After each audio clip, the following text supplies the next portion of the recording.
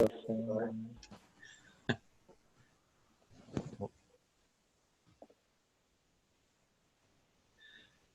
that again. I pledge allegiance to the flag of the United States of America and to the republic for which it stands, one nation, indivisible, under God, with liberty and justice for all.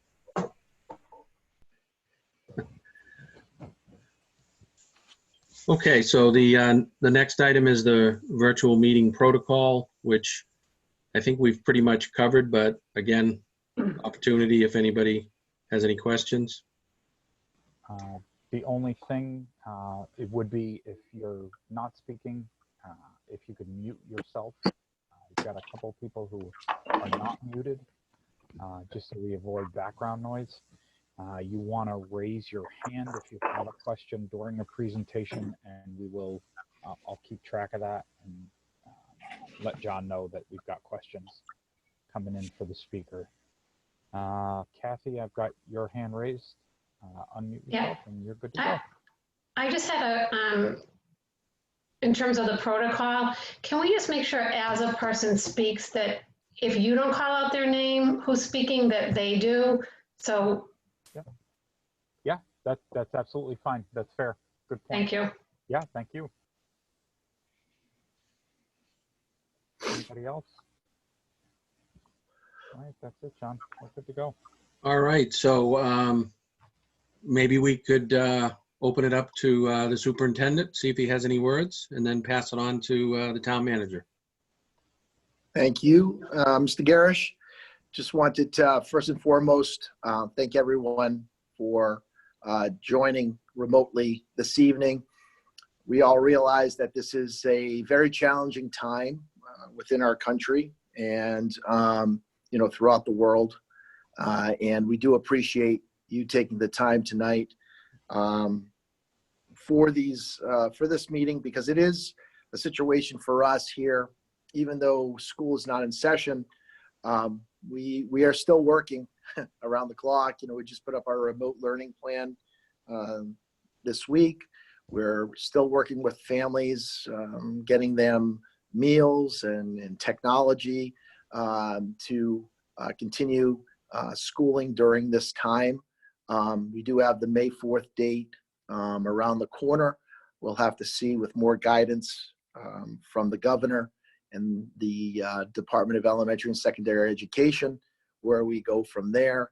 But I just wanted to let folks know that in spite of all of these things that are happening, we are still moving forward with a very important project here in Bridgewater. And I just want to let folks know that despite us not being in session, we are meeting remotely with our OPM and Daedalus and Shane Nolan, and we have been doing working group meetings virtually with RDA, with Jeff Yost and Gene Raymond, and continuing to, you know, try to move this process forward despite all the obstacles that we currently have in front of us, in order to adhere to a timeline that we have all agreed upon. So it is a situation that, you know, regardless of the forum, whether it be, you know, face-to-face meetings, which obviously we can't do anymore, or remotely, I just want to let the folks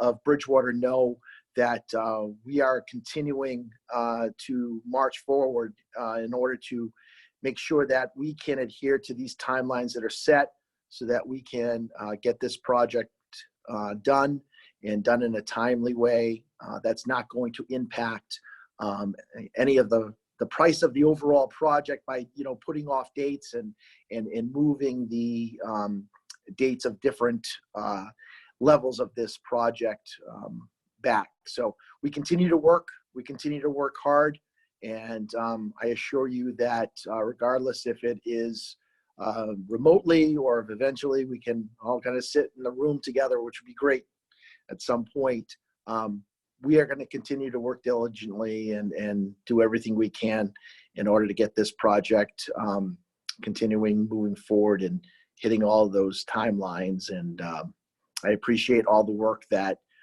Shane has done on his side of it from an OPM standpoint, and really thank Jeff and Gene as well and their team for taking our input and remotely trying to make these adjustments. And that means one virtual meeting sometimes leads to two, because things just don't get done as they might if we're all sitting in the same room. But that's okay.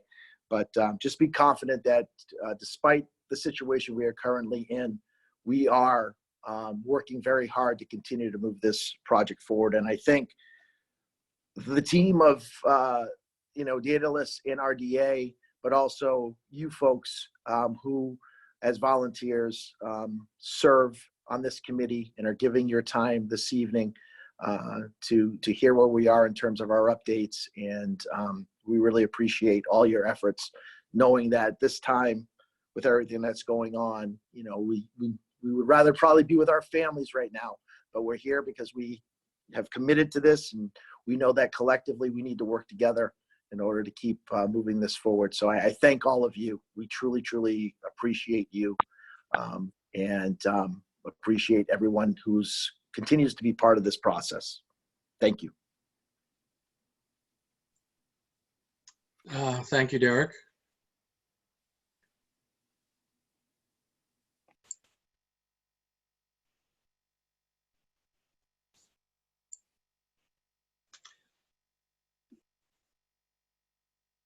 Mr. Denton. Thanks, John. I don't.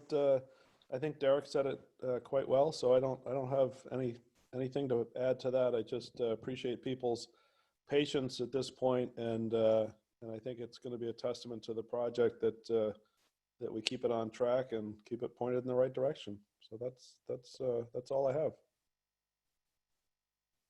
Okay, great. Thank you.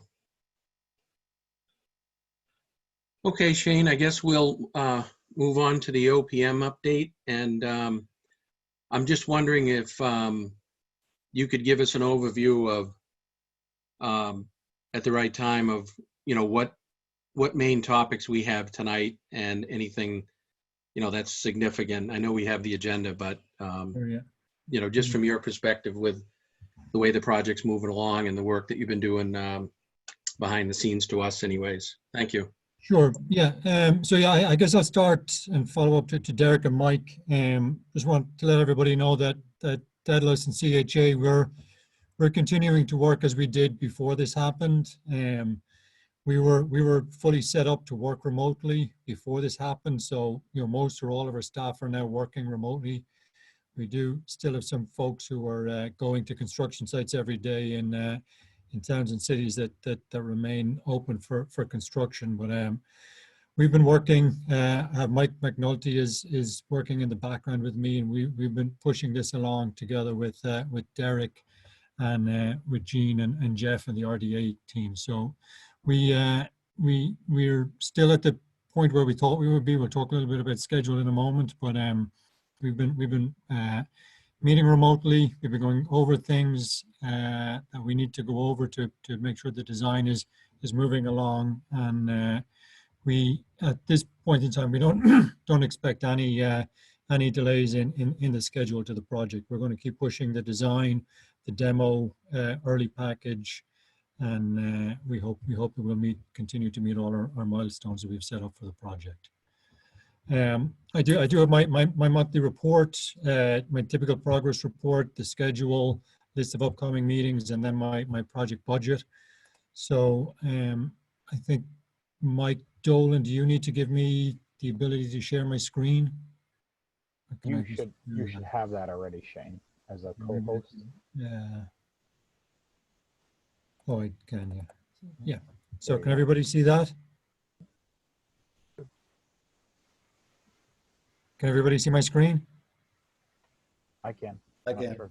Okay. So, Yes. okay, good. So just our progress report, since we met about a month or so ago, we did submit the DD package to MSBA on March 16th as scheduled. Luckily for us, MSBA were still open on March 16th. They actually closed their office on March 17th, so we were able to get that package into them and have them start their review. They took it home and started the review remotely. We got their comments back on March 30th. Really no comments of substance. Most of their comments were to update anything that was missing or they felt incomplete in the 60% CD package. So we did that. We've been reviewing those comments, and we'll get our response to those comments back to MSBA late this week or early next week. We have 14 days in which to respond. So by the 14th, we'll get those back to MSBA. As we mentioned, we have a meeting with the working group. We had a couple of virtual meetings last week. I think actually we had three meetings altogether last week virtually with the working group and with conservation and other town departments to look at the demo project and the project overall. So we'll report out on that, and RDLA will report out on that as we move through this meeting. And as I said, RDA and their consultants, as our Daedalus, we're working through the 60% CD documents, and we don't anticipate at this time anyway any disruption to the project schedule and the milestones to get the 60% documents into MSBA in June. Schedule of milestones. So the demo package, RDA are wrapping up the drawings and spec for the bids. We are going to look to start bidding that on April 15th. Before we do that, we will review the final bid package in-house at Daedalus, and there's a number of other things we have to do, including advertising this publicly in the central register where all public construction projects are listed in a weekly publication by the state.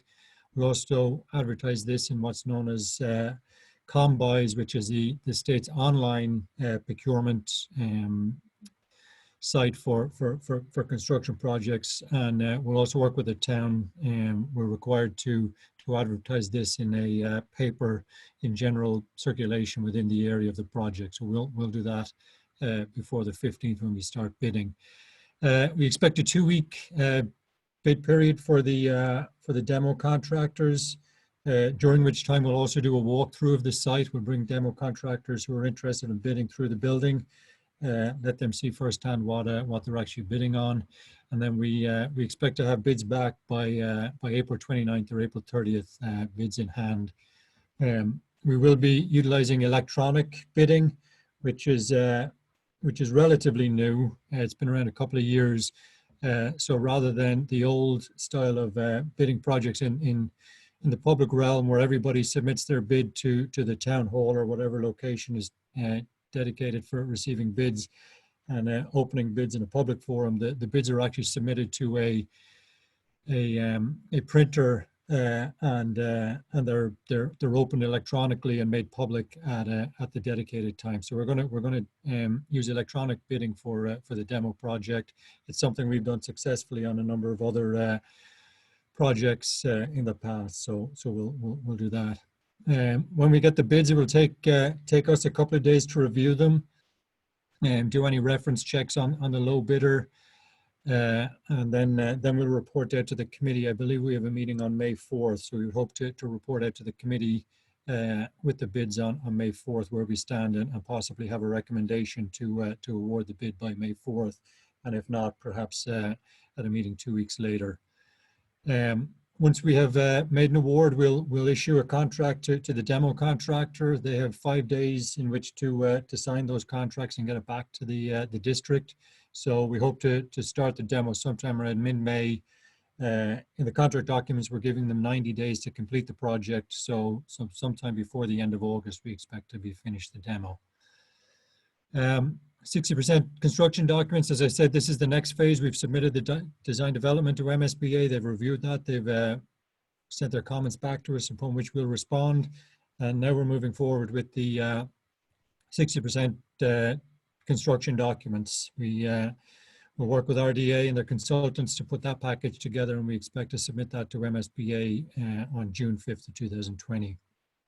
Following that, we'll roll right into the 90%, which will be the final submission to MSBA.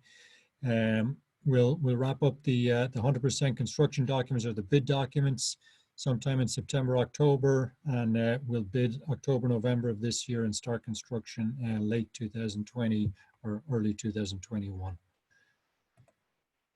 Upcoming meetings. So we have tonight's meeting. You've seen the agenda. We're going to talk about some of the spaces within the building, including the cafeteria, the gym, the music spaces, the maker spaces, and the art. We're going to start to talk about interior finishes. We talked a little bit about that, about the actual the materials we're going to use, but I think tonight we may start looking at actual colors and specific materials for certain locations. Going to talk a little bit about the site, and we revised the traffic and the parking a little bit based on comments back from our engineers in our meeting with the Conservation Commission this week. Talk about deliveries, how they're going to be handled, both deliveries for facilities and also deliveries for the kitchen and that staff, and then some snow storage too, where we're going to store snow when it snows, and that was a request of the Concom and the planning department.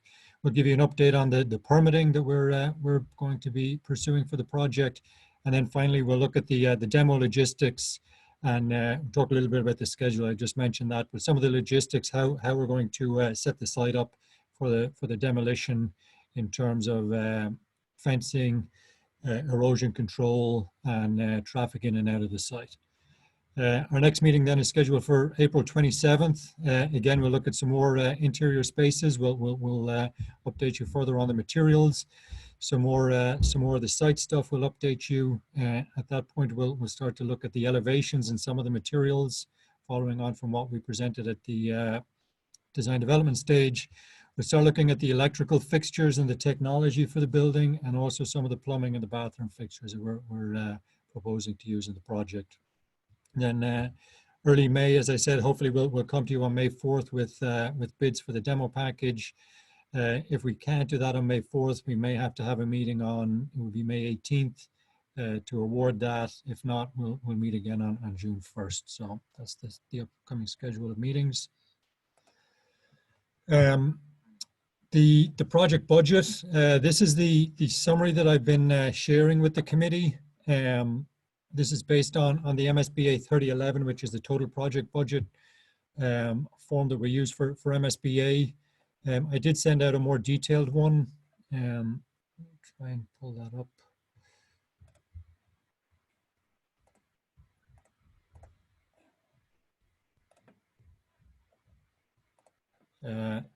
Can everybody see the project budget that I'm showing? I can see it. Okay, so this goes into more detail based on the MSBA line items and categories for each different type of expense that we're going to have on the project. So this is actually comes straight from the project funding agreement with MSBA. So each month I'll update. I'll give the committee this detailed look at the project budget. Shane, I'm sorry to interrupt you. I think you're still showing the slide. Oh, okay. The PowerPoint slide. I think you're talking about the other PDF that you're talking about, right? Yeah. Okay. Yeah. I can't get anything.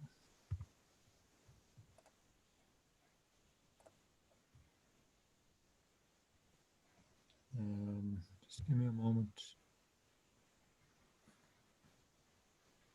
The screen is paused.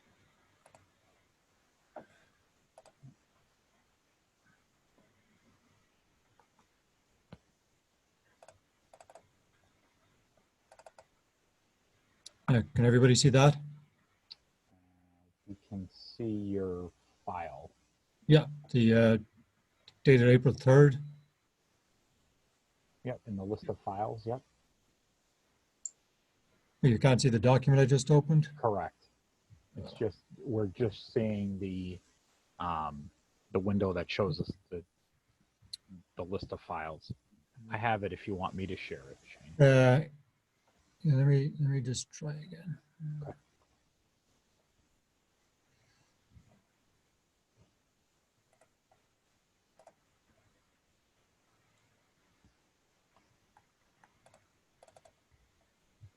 Is that it? Yes. Yep. Okay. So this is the more detailed total project budget that I will present every month, and I'll just give that summary in the PowerPoint presentation. But I'll give this to the committee every month. I'll distribute this so we can go through each line item in detail. The top of this is the feasibility study agreement that we finished at the end of schematic design. So these line items here have all been expended, and this has been closed out now. We did show just under 100,000 of unspent funds in that. So at some point we will reallocate that to the construction or the project contingency. But for now, we'll just leave it as it is. So that was the feasibility study agreement that we've completed. The rest of it is the total project budget that we agreed to with the MSBA at the end of schematic design. We have gone through this in detail, I believe, before, but I'll run through it again. So we have administration costs, we have our legal fees, our OPM fees, advertising, permitting, owner's insurance, which we don't expect to have any expenditure on, and then other admin costs for anything that might come up during the project. So the total for the admin is just under $2.2 million. The only committed monies we have right now under that category is the owner's project management amendment number 1 that we signed after schematic design. We have the architectural engineering category that includes the basic services for the designer and their consultants. Printing over the minimum, we don't expect any other reimbursable costs. We have an expense against that right now. That was to register for the LEED certification. RDA sent in a check to register for LEED, so that's been billed against that item. And then some of these standard ad services that are included in the MSBA designer contract. We have hazmat, hazardous material consultants for any hazmat in the building, which we will have for the demo. Geotech and geoenvironmental is for the soil investigation, which we've done up to now. Site survey, wetlands, and any traffic study that were required. So this is the total of RDA's contract as amended after the project funding agreement. It totals $6,250,000, of which we've spent just over $1 million on design fees through design development to date. Our construction budget that we submitted at PFA was $64,679,981. We don't expect to spend any of that until we actually sign the demo contractor on. They will expend that for the demo, and then after that we will expend that for the full construction of the new school. We have miscellaneous project costs, utility company fees, which include bringing in a new electric service, gas service, and any other utilities, fiber optics for the town service, anything like that. Testing services, which we're required to do for mass building code, including soil testing, concrete testing, structural steel, masonry, and other things. So we'll procure those services before we start construction, and we'll manage that contract. And then any other project costs.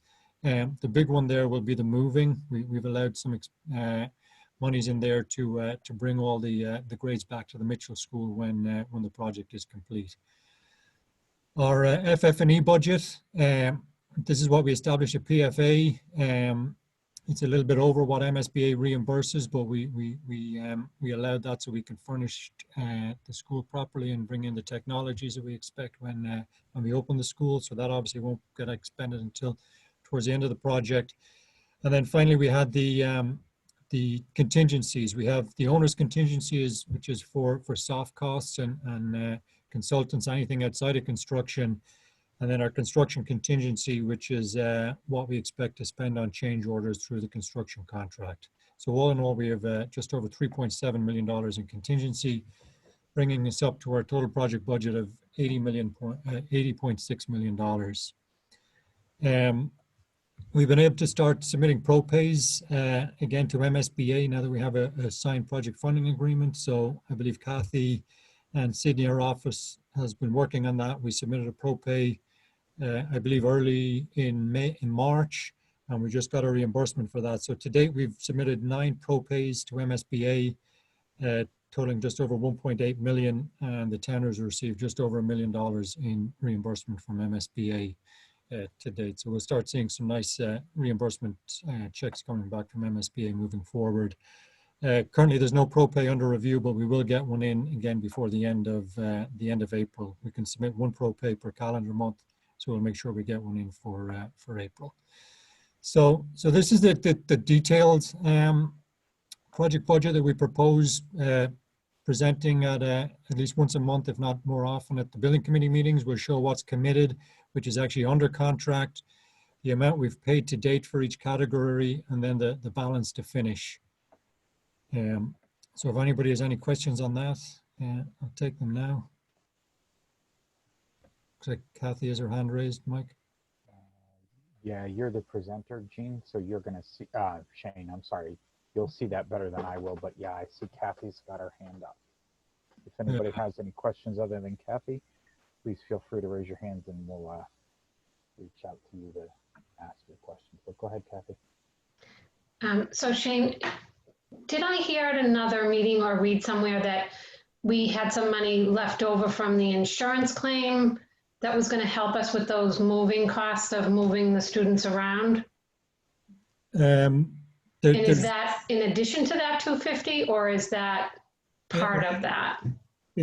I believe that's in addition to the 250. There's no funding through insurance expected in this budget. I believe there was some funds. Derek might be able to talk more to that, but the total project budget here, 80.6 million, does not anticipate any funding from the insurance company. I could speak to that, Shane, if it's okay through the chair. Okay. Sure, please. Okay, I just want to let folks know we do have some insurance money left.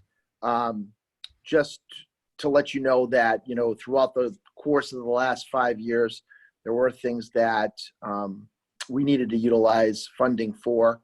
The first initial was, some of the initial moving costs. We did get claim for content and then for the damage of the roof. So we did have to take some monies as well and replace some items that were damaged. Over the course of time, things have happened within that building throughout the district that were impacted by the moves, and we've had to utilize some of that money as well. Kathy Macedo, our business manager, has kept a watchful eye on that. There is still monies that are left. However, I just want people to be cognizant of the fact that, we're still 2 years away from cutting a ribbon on something. So, if things do come up during that time, we may have to utilize that insurance money to cover some of those costs. Again, if they are then, directly related to the situation on 500 South Street. At the end, when, we're ready to get close to the point where we are opening, the monies that we do have could be used towards the moving costs, which is what we kind of, in the back of our minds have kind of projected that money to be utilized for. But remember, it's not only to move the students from 166 Mount Prospect to the new project on 500 South Street, but we also have to then move the 8th grade and 6th grade into in 7th grade into 166 Mount Prospect. We have to move the preschool from the Rainham Middle School. So there are going to be a lot of moving parts to this thing, no pun intended with the moving piece. But so yeah, we're hoping to have some monies to put towards those costs, and then any monies that are left in the insurance line at that point would go to offset the cost of the total project. So I hope that answers your question, Kathy. Yes, thank you. Shane, I just have 2 questions. So you said for meeting dates, 4/27, 5/4, and 6/1, but you asked, you said we potentially might have to hold the 18th of May.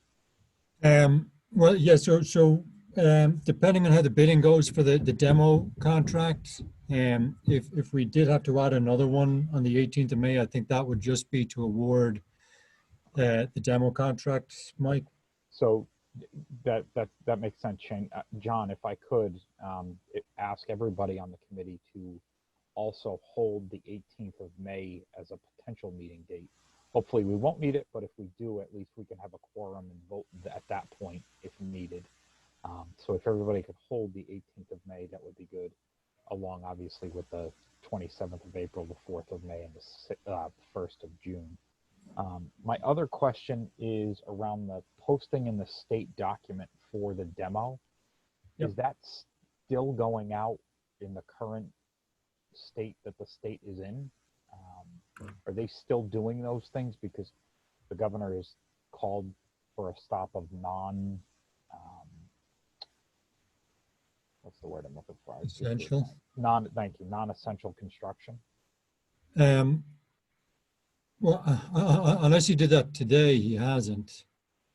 Oh, I thought he had. Okay. No, so I mean, this is an ongoing issue for us in lots of towns. Right now, I believe that only Boston, Cambridge, and Somerville, to a certain extent, have put a stop to construction.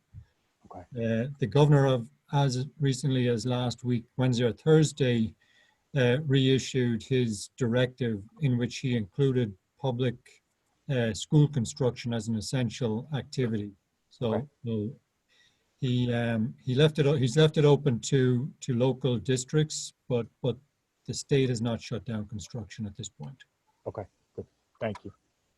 So Shane, if I could tag on to that question. So if we do send the demo package out for solicitation, will there be any site visits required before May 4th? We have one set for May 22nd. You know, I think these guys will want to and frankly will need to see the building, including the inside of the building. So depending on how many people we have, we'll certainly practice social distancing. We may have to break it up into groups, depending how many people show up for that meeting. But sure, but you said the 22nd, right? So that's sort of beyond the inflection point here. We're all thinking with May 4th, right? So sorry, no, I'm talking April 22nd, John, is when we expect to bring because we'll want to bring the demo contractors through before they submit their bids. So April 22nd will be the walkthrough, and then bids due on the 29th of April. So maybe I could ask the superintendent and the town manager if there's any problems with that process that we're going to put in place. In terms of, are we talking more from a social distancing perspective of putting people prior to that May 4th date? Is that what you're asking, John? Yeah, in terms of, is it okay? Are you able to support, the walkthroughs for the contractors, that type of thing? Just as a double check. Yeah, I mean, I think if we, to Shane's point, I think we're going to have to get creative with it in order to stay within the guidelines of social distancing and what you're saying in terms of, no more than 10 people congregating and 6 feet of distancing and things along those lines. I mean, I would never want to put any of my people directly into that situation, but I myself would infuse myself into that process if need be. I do have some concerns, in terms of, and I would have to defer to Shane on this in terms of what personnel do we see from the school side of it, if any, in terms of leading some of those tours for the folks prior to them submitting the bid. Is there any? Well, these are for information only. It's any questions that they bring up, they must submit in writing. So it's really just to bring them around the building to let them see what what the scope is, or let them, help them with their bids. It won't be, it won't be a forum. It won't be a Q&A. It'll be, typically we tell them, what day and where the bids are due, how they're due. We're doing electronic, and we'll literally walk them through the building and let them kick the tires, if you like. It certainly, I don't expect it will last more than 20 or 30 minutes. And as I said, if we need to break them up into groups, we can do that also. But just give us access to the building and let them wander through it. I don't think it needs to be a guided tour, like we did for the designers and like you guys did for the OPM. It will just be to allow them to kind of go in and see what the state of the building is internally, so they can put together an accurate and competitive bid. Okay, yeah, because that was just going to be my question. Because if it was a situation where, Bob Pacheco had to be part of that, I just don't feel comfortable putting my folks in that situation. If it has to be a representation from the district, that would be me. But if you're stating that it's just going to be kind of, unlock the front door and allow them to go through. But my thing is, I think probably going to have someone with knowledge base of that building to lead them through, especially if they want to see specific areas. Like where does that lie in terms of responsibilities, Shane? Well, we can dictate where they go, how they go, and who they go with. So we can certainly lead that. My concern is if we don't allow them into the building before they bid, there's a big unknown there. And when there's an unknown in the bidding environment and the bidding, they'll just throw money at it. They're just going to put more money to it. Yeah. So, yeah. I have no problem. I just want to know if it's going to be a situation where someone from the district physically has to be leading these. It would be me, and I'm not comfortable putting right. any other of my personnel, my folks in that situation. I guess that's just the clarification I need, Shane. Is it going to be led by Daedalus? Is going to be led by a combination of Daedalus and people from the district? And if that's the case, then I'm going to be the only person that would be involved in that, because I just would not feel comfortable putting, I realize we got to do this, and I got no problem doing it myself, but I don't want to put my folks in that spot. Well, why don't we discuss a little further, Derek? But, I think if we just unlock a door and let them go in, we'll certainly ask them to observe the social distancing. As I said, I don't expect a lot of people here. I think it'll be under 10. We'll probably have 4 or 5 demo contractors bidding this project. Okay. So I think if we just open the door, let them go in, take a look at the building, and make sure that they all come back out again, that might be fine. But we can talk about it and see how we want to set it up. Yeah, I would say depending upon how many people we have, Shane, I think we could if we could schedule kind of a staggered tour, and not having, say, even if it's 4 or 5 contractors coming forward, even if I don't even necessarily feel comfortable putting, at this stage, from what they're telling us, 10 people into that space. So if we can talk about it, at some point too, in one of our working meetings or whatnot, but possibly stagger that. Well, that's why I'm saying we may have to split the group, because unfortunately with a public bid, if we allow one person, we have to allow anybody who wants to do it. So, if 14 people show up, we'll split the group into 2 7s or something like that. Or 3 4s, and because we won't necessarily have an understand. We won't necessarily know ahead of time, is what you're saying, if who's going to show and who's not going to show. It's just correct. Okay, I got you. And if we allow one contractor access to that building, we will have to allow everybody, and it will have to be at the same time pretty much. So if we say 2 o'clock on a Wednesday, we can't tell 4 contractors to come back at 2 o'clock the following Thursday. It has to be at the same time, or somebody could look at that as being somehow a competitive advantage that we're given access when everybody. But Shane, can't we require them to pre-register register for that event? We can ask them to, John. I'm not sure what the law says. Again, this is all new to everybody. Right, right. All right, You know, we don't make it mandatory. right. Right. But Can we it's, at least, it's a restricted site. I mean, this, other type of projects I've seen this required where there's security clearance required and that type of thing. But I think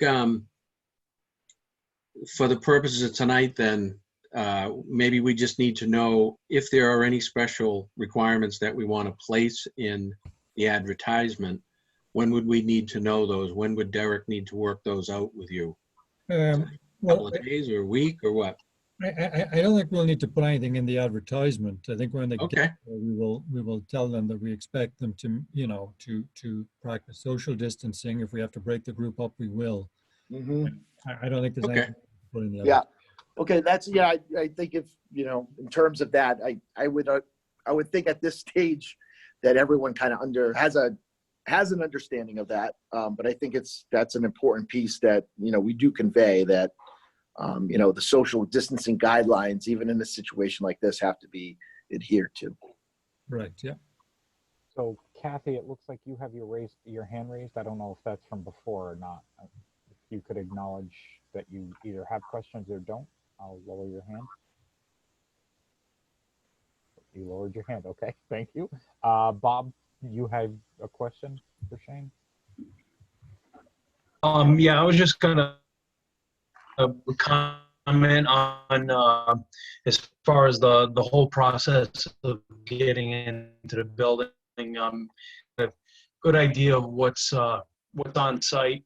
Usually it happens pretty quickly, so I am willing to support if need in any way to get that done. So I just wanted to throw that out there as we are making the decision. Thank you. Thanks, Bob. Any other questions? Thank you. Before Shane is let off the hook. We go to Gene. Well, yeah, I had a couple more slides. Oh, okay. Sorry. Yeah, so again, we've gone through the more detailed project budget. This is the summary. Just the next page, I mentioned that in the project budgets, our budget is 80.6 million, the reimbursement rate. Now we readjusted that with the PFA to the 59.28, which includes those incentive points. We've submitted $1.8 million in invoices, and we've been reimbursed just under 1.1 million from MSBA. As I said, we're moving into 60% construction documents. I've just outlined again, this is pretty much following what the requirements of the design development submission was. And we're just updating all this information to MSBA. So again, on June 5th, we will submit a binder with the required information, a set of specification, and a set of drawings to MSBA as part of the 60% CD submission. And this just outlines again, there's some basic project information, the enrollment, the size of the building, the project type. There's some OPM requirements in there. We're required to review it and make a recommendation whether we accept it or not. We'll update the project schedule. We will look at the project scope and budget again. We'll do cost estimates and reconcile those. The designer deliverables, they'll update their work plan. They will they'll update their narratives. And some of the other information that we have in there, such as the calculations for energy and structural calculations, security, facilities. We'll update the space summary. Again, make sure that we're still following the MSBA guidelines for that. Then the DESE resubmission, we did resubmit as part of the DD submission. That's gone to DESE, so I'm not sure we'll work with RDA if we need to resubmit that again, get that approved. The designer cost estimate, and then, as I said, the drawings and the project manual. So this follows on what's required by MSBA, and we'll continue to monitor that work with RDA and the school district to make sure that we submit the information that's required in the 60% documents. So that was it.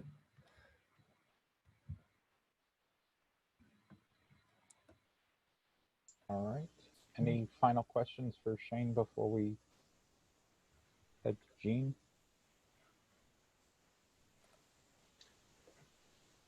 Do you want me to, what do I do, request? You should be able to just share, Gene. You're a co-host. So you should be able to just share your screen. All right. Let's see So let what's me on it. let me throw this out.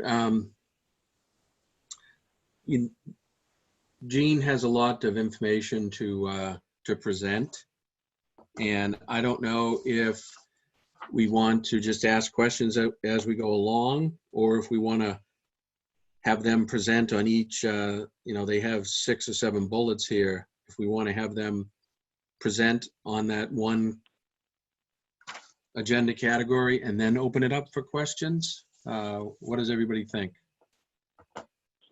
What does Gene think too? Well, we've got it broken up into, we're going to go a little bit backwards. We're going to do some of the stuff Shane had at the end of his agenda. We're going to do the site, and then we're going to go through kind of 4 or 5, 6 different rooms, and we can stop at the end of each one and take questions. I can just pause, if that makes sense, John. Yeah, I'm also open to just having people ask as we go along too. I just thought I'd throw the option out. Okay. Michael Dolan, do you have an opinion on that, or Shane? Shane, you're on mute. Sorry. Yeah, if we go through each category on the agenda and maybe stop after each of them, Okay. yeah, that will work. All right. Thank you. The other thing is that what time is it? It's 7:24. So I know we have quite a few slides.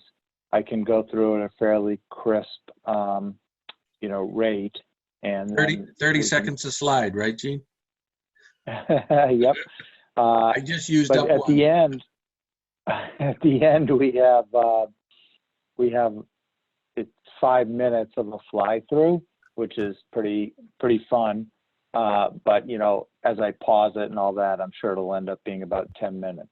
So John Garish, I'm not sure if you want to have a hard stop at 8, or you want to take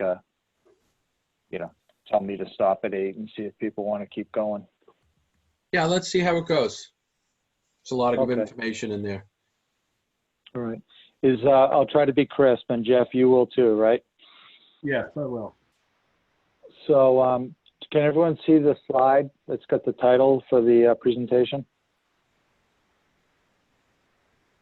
Yes. Okay. Yes. Great. So Jeff's gonna start, because last time we talked a little bit about the north parking lot, which is this area up here. And Jeff's gonna narrate. I'm gonna do my best to put the pointer where he's talking. Go ahead, Jeff. With this page right here, we updated the parking basically in the north area, which is the top of the page. We were able actually to actually get more parking spaces with this layout. We are, basically following the 25-foot buffer for setback, and it's actually, you can sort of see it where Gene is putting the arrow. One of the things or a few of the things that you'll see in the next slide or two is we did review with Bob Pacheco some of the areas for snow management. And you can see right here, if you zoom in, Gene, into the upper circle there, you can zoom in and see. Now you're challenging me. I'm not sure I can. And move your wheel. Yeah, it's not doing anything, my friend. Sorry. What you see right there in there is that we had some peninsulas sticking out in the top part of the north parking. We've gone to a hatch area there. We've also identified that area right there for an island for help in the snow management and clearing of the snow management there. That's what we worked out with Bob Chico in that. You can also see in there is the green line. It's a dashed line. That is actually follows the profile of the 25-foot buffer area right there. With that, the proposed parking that we're going to get here is 320 spaces. At DD estimate package parking, we had 306 spaces. Which, because of the design things that we didn't, we actually maximize the parking in that north area. We had 3 schemes earlier, and we kept on evolving them, and that's why we have the more spaces there. At the main circle, Gene, right there, that's there. There were 2 islands in the development of the snow management, understanding there. We removed 2 islands there. We still had plenty of islands surrounding the parking that's there, but this helps in the snow removal there. Down in the lower part of the page, the perimeter parking's gone to a slope curb type of curbing. It's not a vertical grade, it's a mountable. Plows can ride up on, but allows for the opportunity to do some more snow management. In that area, we did eliminate 1 small island. We show that to be hatched there. In addition to that, to the back part of the receiving area, these were some coordination things that occurred at our last working meeting. We relocated the dumpsters to the basically what I call the right side of that area for receiving. We put ballers behind it and a concrete pad. We had 2 dumpsters to the left side in that area there, but with the circulation in the front loading trucks, we saw that the dumpsters would best be served to the right. In addition to that, we talked about the walkway in front of receiving, and that would be flush with the pavement. So for receiving of goods, there is in the receiving custodial area, there is an overhead door, which is a 10 by 10. And that was sort of was one of the reasons for flushing out the sidewalk to the pavement.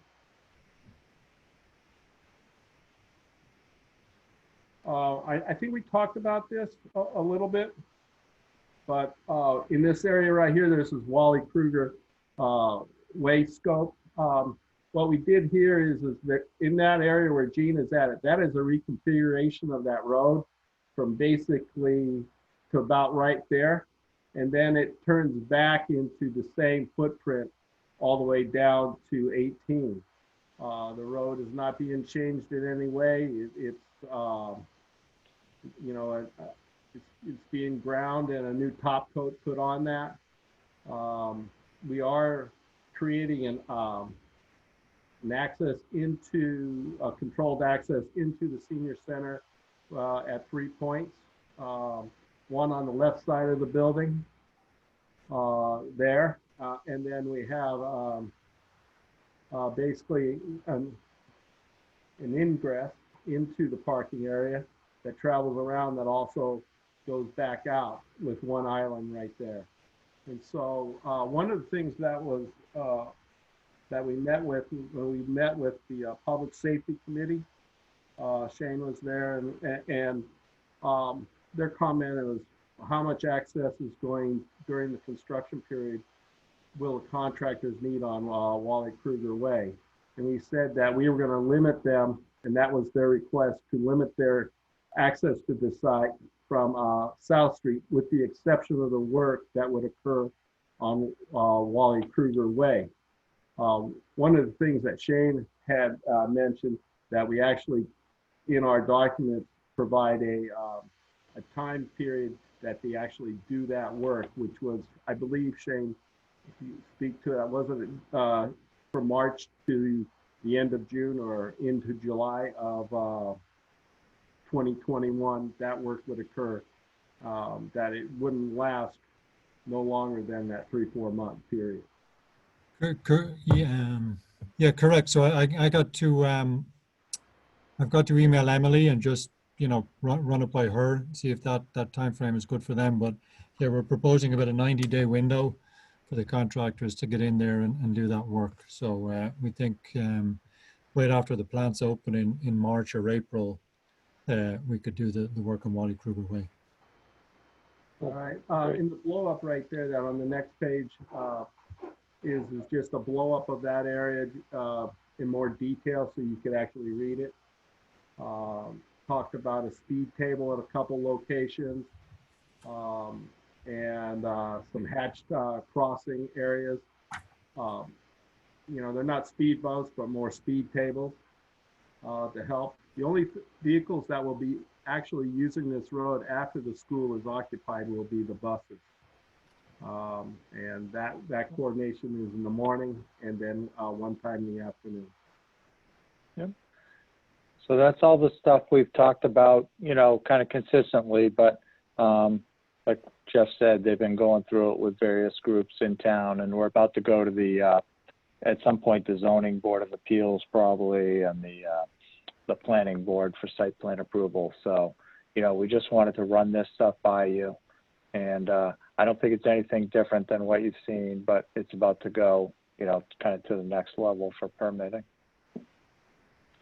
Does anyone have any questions on kind of the, Wally Kruger or anything going on the site before we go on to the next subject?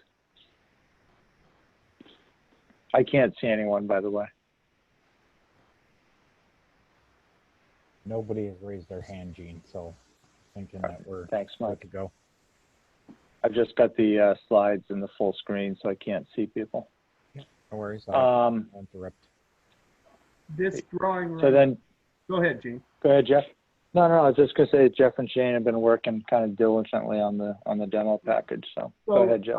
This drawing is an architectural scope drawing. It talks, the green line that you see there is not only the site construction fence, it basically follows the roadways. It limits their access on the site for the demolition of the building.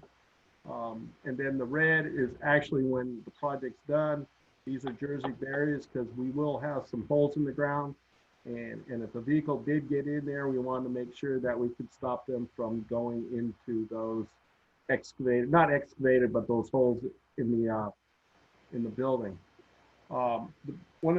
This drawing was actually reviewed with Concom last week. Big picture is that there's no NOI required for the demolition package. It'll be administrative approval. Basically, I asked what that meant, and after the green line represents the fencing, but also represents the erosion control.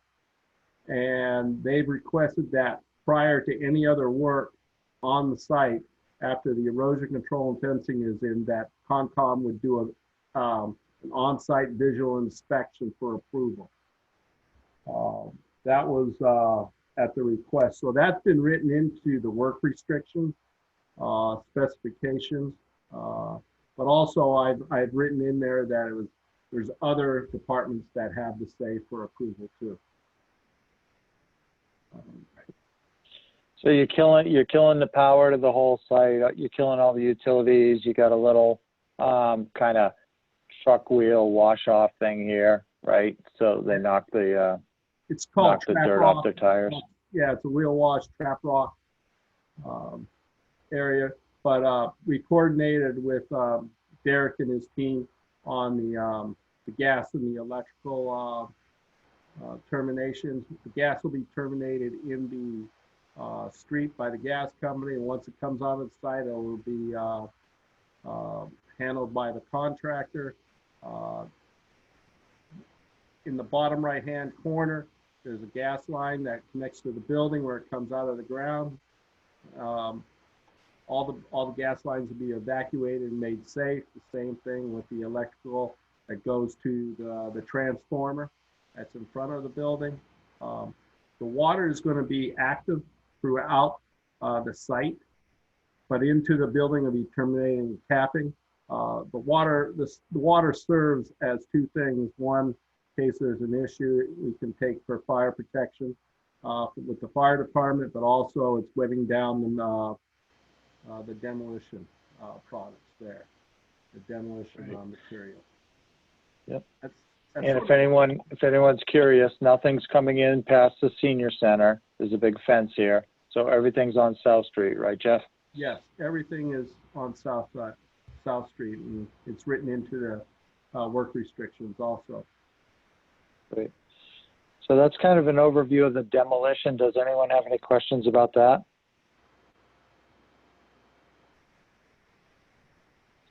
I'm relying on you, Mike.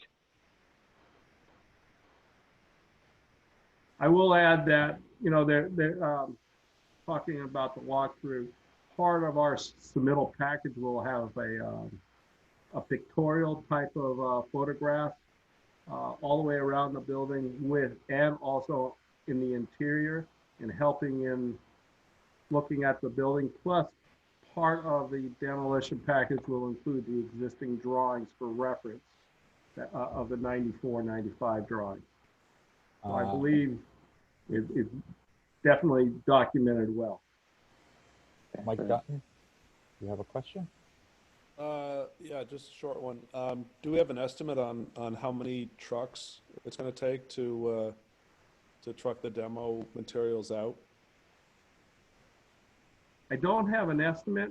What I have done is require the contractor to give a schedule of on-site and off-site so that it can be reviewed. It's hard to really determine the amount of trucks, but what we're trying to do is gear the access onto South Street at times when the traffic is low.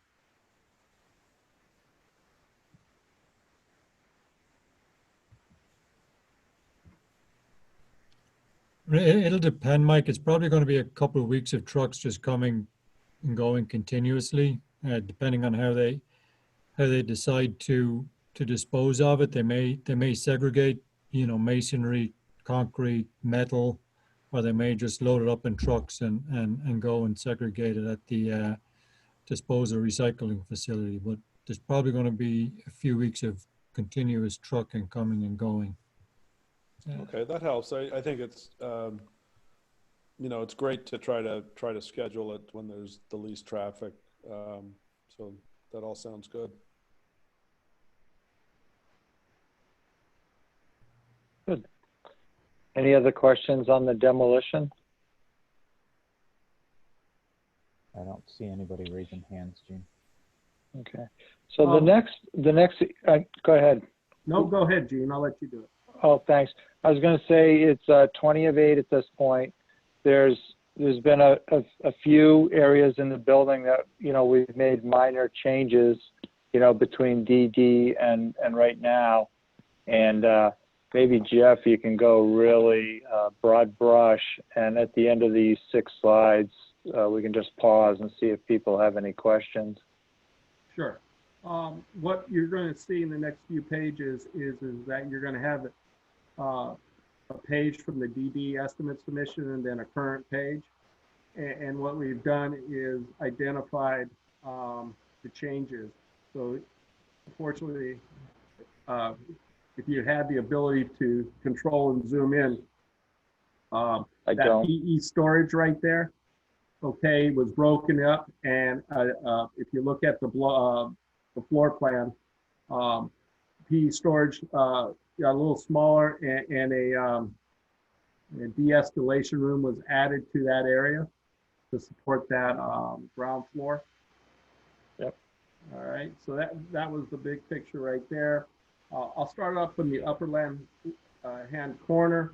We have a stair there. Part of the request was to add an additional roof access. I just circled it for the period of doing it.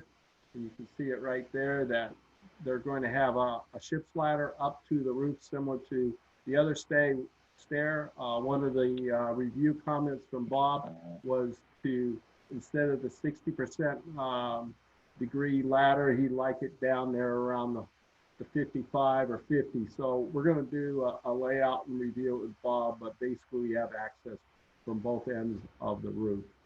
The large elliptical to the left, you can see if Gene shows that there's an ELS room and it's not centered on the skylight. If you see right there, we reconfigured that area right there so that the skylight and the ELS room basically were centered on each other. Actually gives a nicer space when you're in it. And those ELS, when we call them ELS, it's an anachronism, but those are those hallway spaces that where the hallway gets wider, and we call them extended learning spaces. So, Okay. but as Jeff said, we reconfigured a bunch of rooms to kind of line this up with the skylight. So go ahead, Jeff. I would say the next large area right there, this was a balancing to meet the space summary. The room on the left was slightly larger, and we balanced them out to meet the space summary that was submitted at DB. Okay, going upwards, one of the requests was at the sub-separate rooms that 2 toilets were provided.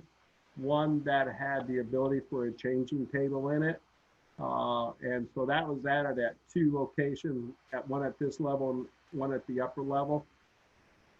The one to the right there where Gene is pointing, it was changed to a DT room. We had some note issues.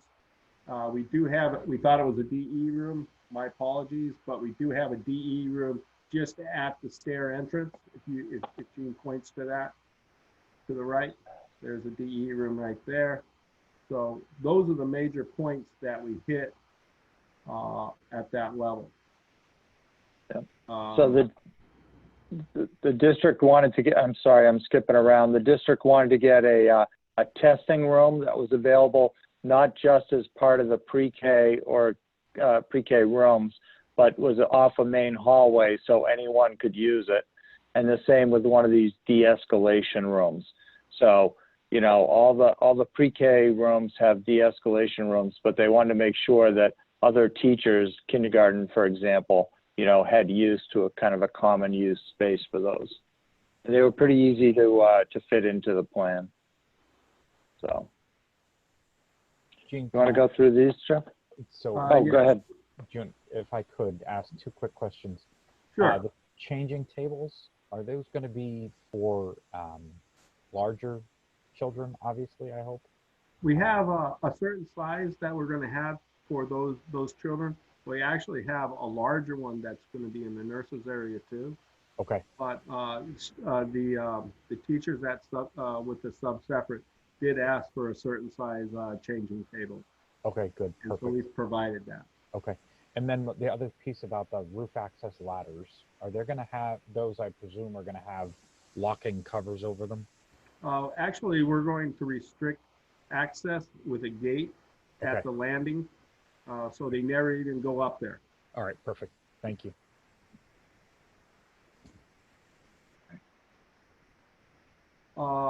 Starting the upper left-hand corner, we just sorry, identified the stair again, and it goes to the roof.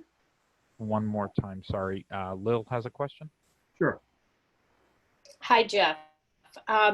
A GEMS closet, were you able to have one, fit one in somewhere for the parents group? I apologize, I didn't hear you. For the parents group, is there a closet for them to use? We talked about it at the end of one of our last meetings. My understanding is that, and Derek helped me with this, that there was an SRO room that was possibly going to be used for that. Is that correct or not? Yes, because we have an SRO that, we have 2 SROs, one to the Rainham side, one to the Bridgewater side.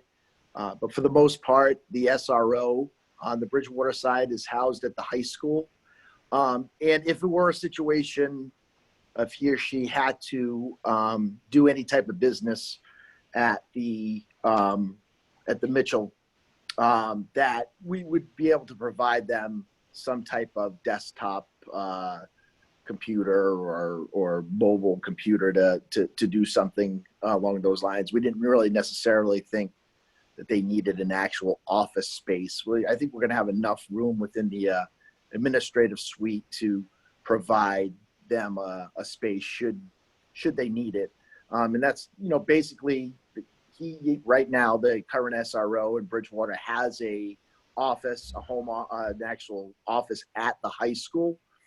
But when he responds to situations, say at the Williams or, over here at the 166 Mile Prospect, he does not currently have a space. And if it is something that he needs to access a computer for and everything else, we always make do. So I think that space, Lil, would probably be our best option so that we don't have to add any more square footage. Okay, thank you. I think, then this is Gene, but I believe also the nurse had, like a wheelchair and had some other kind of bulky supplies. So I think, wasn't part of the thought that that might serve two purposes for storage, Jeff or Derek? But I did hear what Lillian was saying, and then that was a discussion that we did have with Derek. And that was the approach, that we would set that up like it would be a small office with the ability of some storage.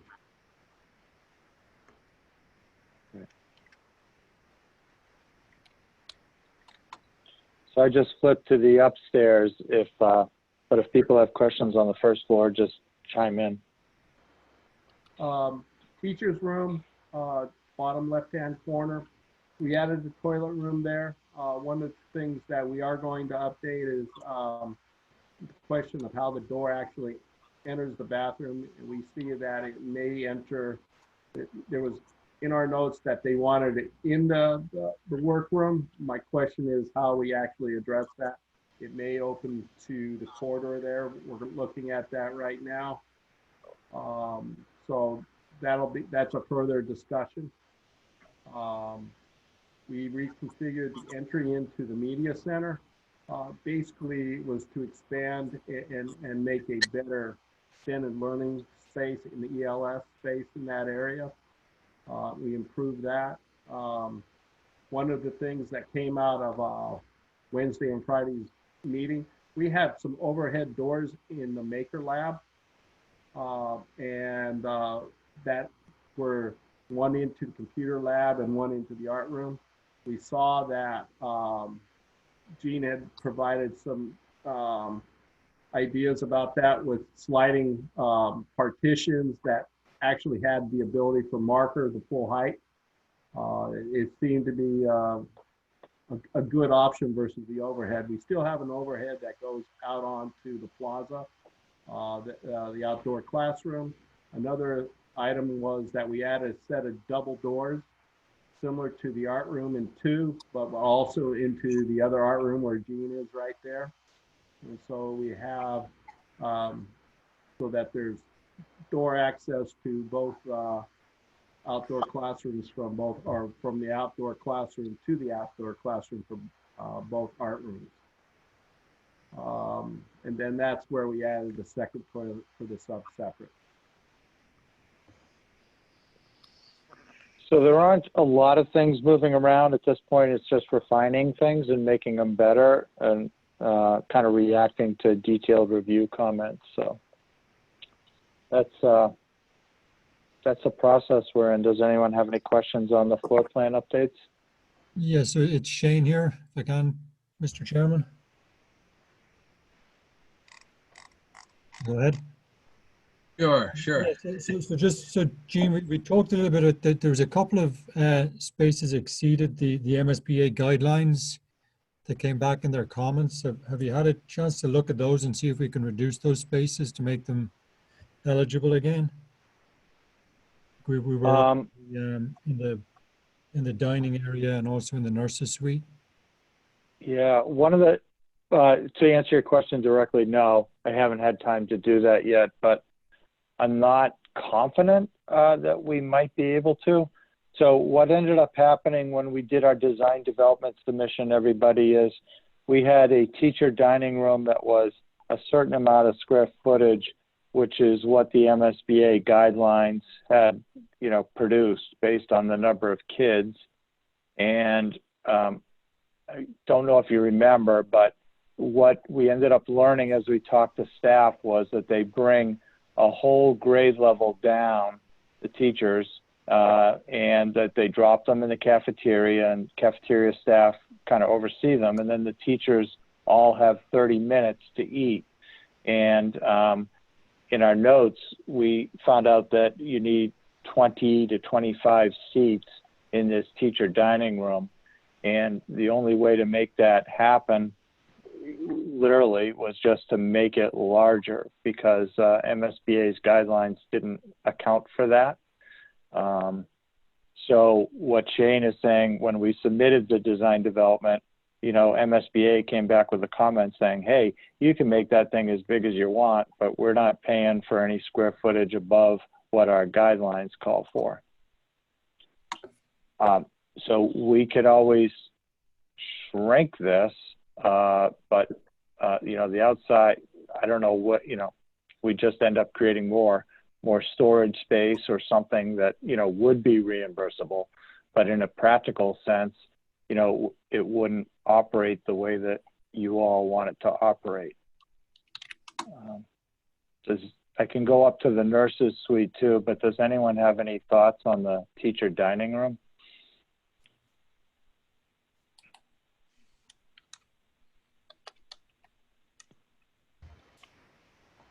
So I'll go up. So I don't, you know, we can make it smaller, and that's, but I don't know that's going to work for the school. Lisa, go ahead with your question. Hi, I'm just thinking where we eat right now at the old high school. We have about 15 we have 10 teachers and probably 5 paraprofessionals. So I don't think there's ever more than 15 in that space. But I don't know what that space is right now. I don't know how that compares to what you're putting in. So it's about 15 that would be eating. Okay. Okay. I don't know, that might be able to be. Okay. Well, we can certainly look at laying it out for, you know, 16, you know, or whatever, you know, four person tables or whatever the geometry works out to be. And so we're not going to shrink the outside footprint. So maybe this gets a little bit smaller, and there's a little bit more reimbursement that comes, and maybe this storage room gets a little bit larger, and because that's in the net to gross ratio, that storage room is all reimbursable square footage too. I just want you all to make sure that it's going to work for you the day it opens, you know. So if it's 15 seats, that's fine. But if it turns out to be 20 or more, then I just want you to make sure. Gene? I think that's something we need to continue to look at, because it is, it's probably somewhere between $150,000 and $200,000 in reimbursement that we'll lose. So, you know, maybe we need to look at it, or we need to become strategic as to what we call it or how we allocate it. Gene and Shane, it's Derek. Hello? Yep. John, you're okay if I just kind of add to this piece with what Lisa just stated? Yes, Lisa, please do. I'm thinking about that space that you folks are currently eating in off of the large cafeteria here at 166. And I'm thinking the actual space that is in this plan is actually larger than that space. I'm just kind of running it through my head right now. Again, I don't have the square footage on it, but I feel like the space that Gene is detailing is a little bit larger than the one currently at 166. I could be wrong, but just kind of thinking about that right now when you just said that, Lisa.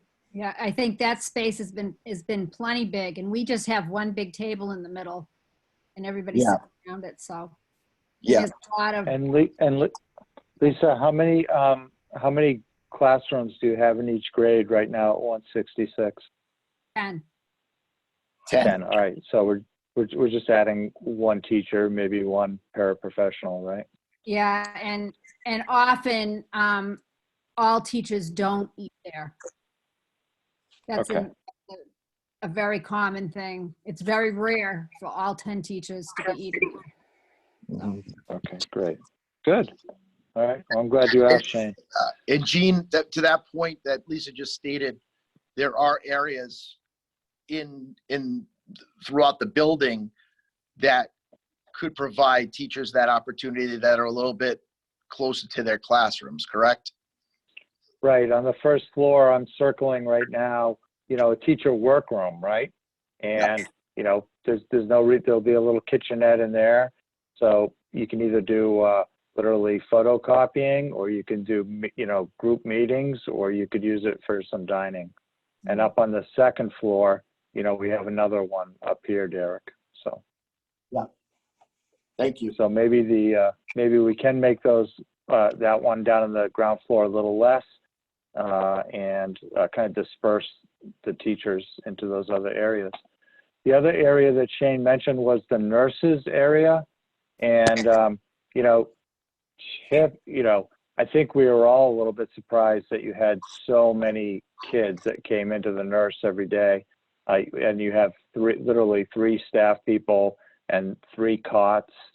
And then we got into kind of a small exam room, but then having this shower room with the changing table that Jeff had mentioned, which was sized for larger kids and therefore was kind of becoming a bigger room. And then this was the SRO office that we were gonna, we're still labeling it SRO, but this area here went over what the guidelines are. So I think to Shane's point, can we be creative with some of the labeling? And but I don't remember the exact number, but I was blown away. It was like there were over 100 visits a day, or there was some crazy number of how many kids. 125 and 175 students that she saw daily. I don't think I've ever done even at a high school. Well, maybe this is because it's younger kids. I've never done one with three nurses. So literally just fitting, this number of workstations and cots was kind of the driving force on that thing being bigger.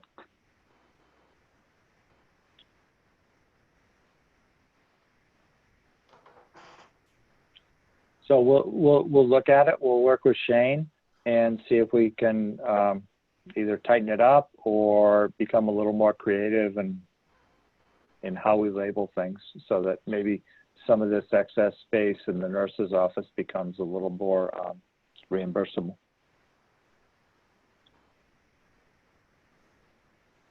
Does that make sense, everybody, or any questions? Thanks, Gene. Kathy, you have a question? I do. So you said about 200,000 on the teacher space, but what about the nurses space? It's about $160,000 based on the $330 a square foot that they reimburse for the square footage. I think we were over by 475 by 333.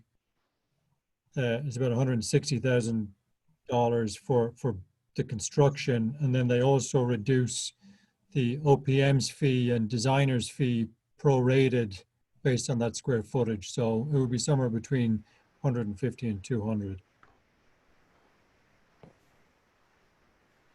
That you lose a certain percentage on, right? Correct, yeah. Does that answer your question? It does. I guess it sounds like we need to try to be creative so we don't lose any of that. Right. So yeah, I think, we'll work with RDA. I think, the nurses suite is only over by 55 square feet.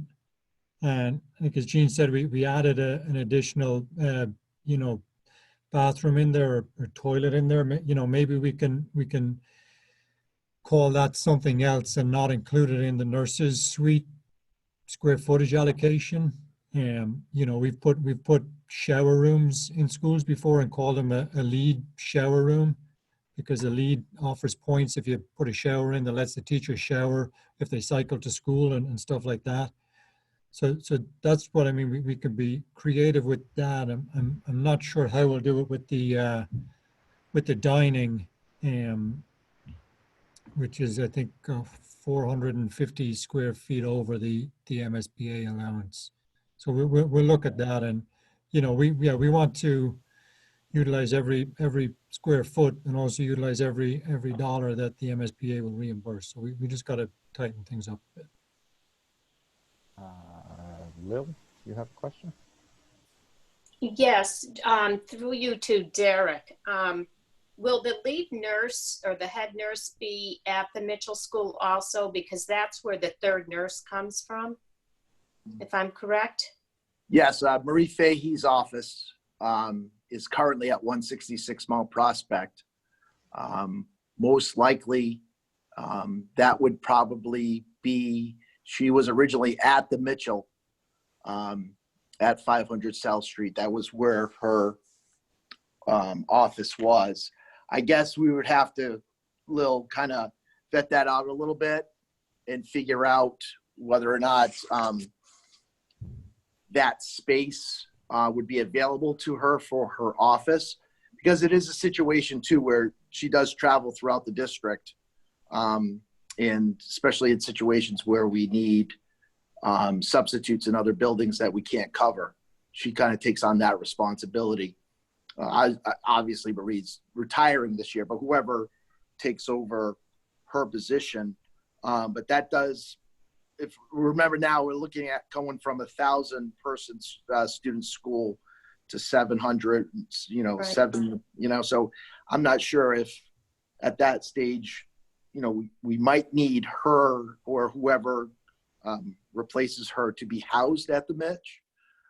It could be a situation only from a space constraint standpoint that individual can remain here at 166 Mount Prospect. But I mean, you live that life at Mitchell, so do you feel as though that third nurse would be needed, maybe even just because of the preschool program being there? I think a third nurse may be needed because of the preschool and the intensity of some of the students that come with that program. But I was just wondering, where Marie was in and out. Right. And that's she wasn't always there. Right. She's not I would say, and I mean this respectfully, she's not a constant presence in the building. Because just because of the position that she's in, and if we're short nurse staff in other sites, she actually goes to fill in. So it's not like you have a consistent, 3-staff nursing department at, even now here at the Mitchell. Mm-hmm. So, but I guess we'd have to look at that piece. I do agree with the intensity of the integrated special ed preschool program, and especially we never know with that population. We could have some really medically fragile kids in that program where maybe that might behoove us to kind of keep a third nurse's office there. Okay, thank you.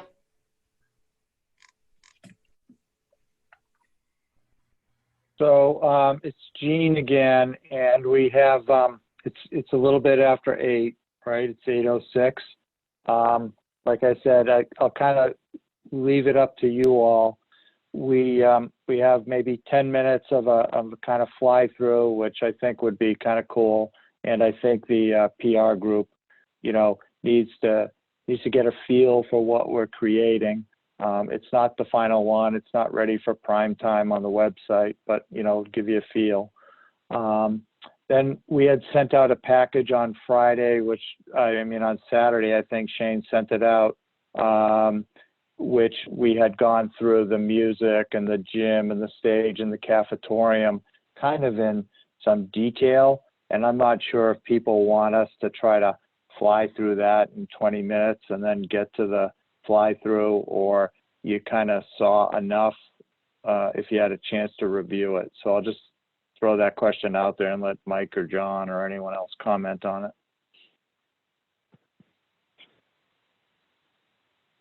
Well, is it when will the fly through be ready, Gene? I think, you know, we talked about uploading one that you'd shown a while ago, a month or so ago. Yeah.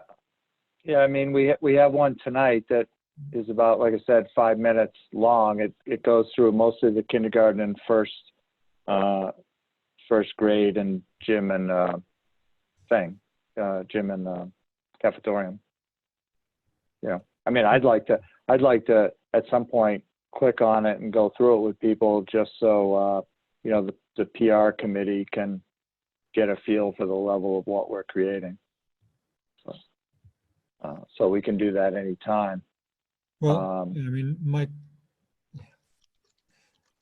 I think, you know, that the fly through can represent the level of design we're at. We don't have to wait till we're finished designing to do it. So I'm not sure, Mike Dolan, if we want to look at it, if we're not planning on putting it on the website. So I'd like to see it, because this is going to be eventually when we, not to jump ahead to our report, but once we go ahead and schedule the presentations again, this is going to be part of those. So I'd like for the committee to see them, see the fly through that the public will see once we get to public meetings again, I guess, or public presentations. Yeah, I agree. I mean, so we have a bunch of slides that, again, we sent out on Saturday. Do you want me to just go through them quickly so you get a sense of some of the detailed work that's happening, and then just hit the fly through for the last 10 minutes? Yeah, I think that sounds good. Yeah. Yeah, sounds good. Okay. Oh, okay, great. So I'll minimize that. I'll go to here again.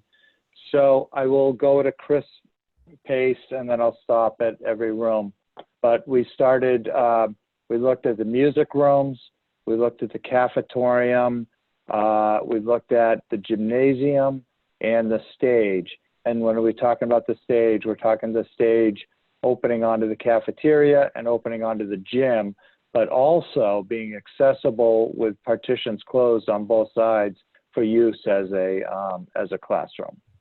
So what we have done in the cafetorium is we've shown enough to seat over 250 kids, which is an MSBA requirement.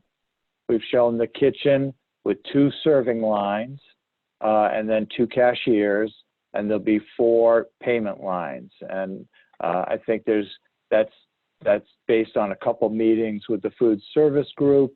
And then I think there's going to be another confirmation meeting about the kitchen coming up sometime in the next couple of weeks with Daedalus and RDA and the kitchen staff. In the cafetorium, we've set up a couple of marker boards with projectors, because this space will be used by the before and after school program. And so there might be, you know, physical activities, but there also might be learning activities that are going to take place.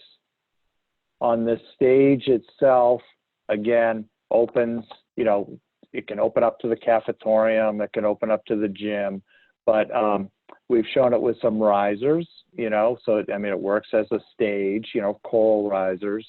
But on this wall here, we've built in tall storage units, and we're going to put some marker board fronts on them and have a projector, have a built-in teacher's desk. So really this can become a teaching wall. On the back side of these partitions, there'll be marker board surfaces. So these can be teaching surfaces also. And kind of over here, these lines here are where if you opened up some of these folding partitions, they would stack right there, or they'd stack right there. This area here, we're going to put a sink and a base cabinet so that if it's used, and I think there's things like lunch bunch, or maybe if you run out of, you need another music room, or base needs a room, again, you got water, you have a teaching wall. Because the stage is up 18 to 21 inches above the cafeteria and the gym, you need a ramp that goes down. And then there's kind of an ante-room down here with some more tall storage for the various groups that might use the stage as a classroom. And there's a door right off the hallway. So as a classroom, it works really well. You don't have to go through the caf. You don't have to go through the gym to get to it. Though, of course, if someone's in the cafeteria and they need to get on the stage, they can go up, through this door, and the same with the gymnasium. So this is looking towards kind of the playground.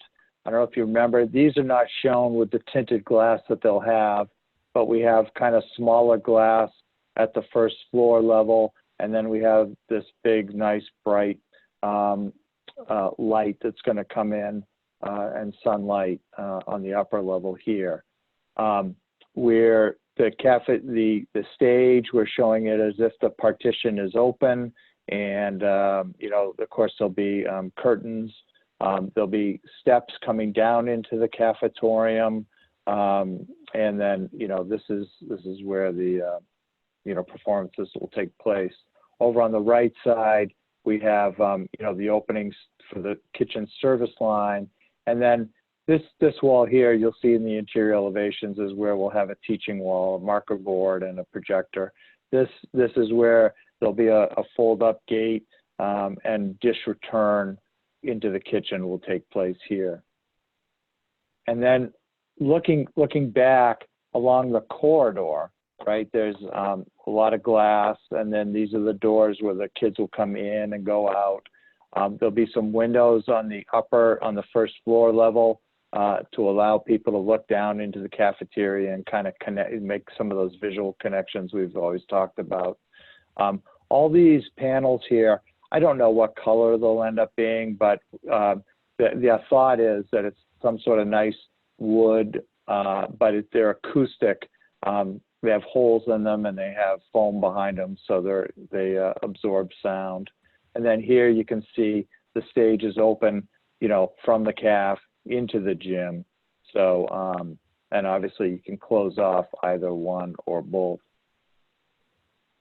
This is an example of a two-sided stage that we did up at another school, and you can from the cafetorium side, here we didn't have those steps that you're going to have, and it was a little higher. It was a middle school, but it was set up for a performance. And from the gym side, you can see we have the wall pads below the stage, so we try to keep it as flat as possible when you're using it from the gym side, just for safety reasons. And then when the gym partition is closed, right, on the back side, from the cafetorium, it just looks like a regular stage. And, there's projection screens, there's beautiful sound systems. We won't have this dramatic lighting because it's an elementary school and you don't do theatrical, shows. But this just shows the same stage set up, from the cafetorium side. The seating, we're talking about folding tables that are ovals, and some of them will be handicapped accessible, but we're also going to have stacking chairs that end up going in this storage closet right here. Each one of these rectangles is a cart with stacking chairs, and this closet will hold up to 514 stacking chairs.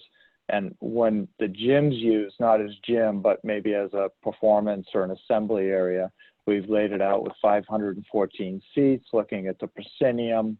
The cafetorium looks like it'll hold, between 284. I'm sure you could get 300 in there if you wanted.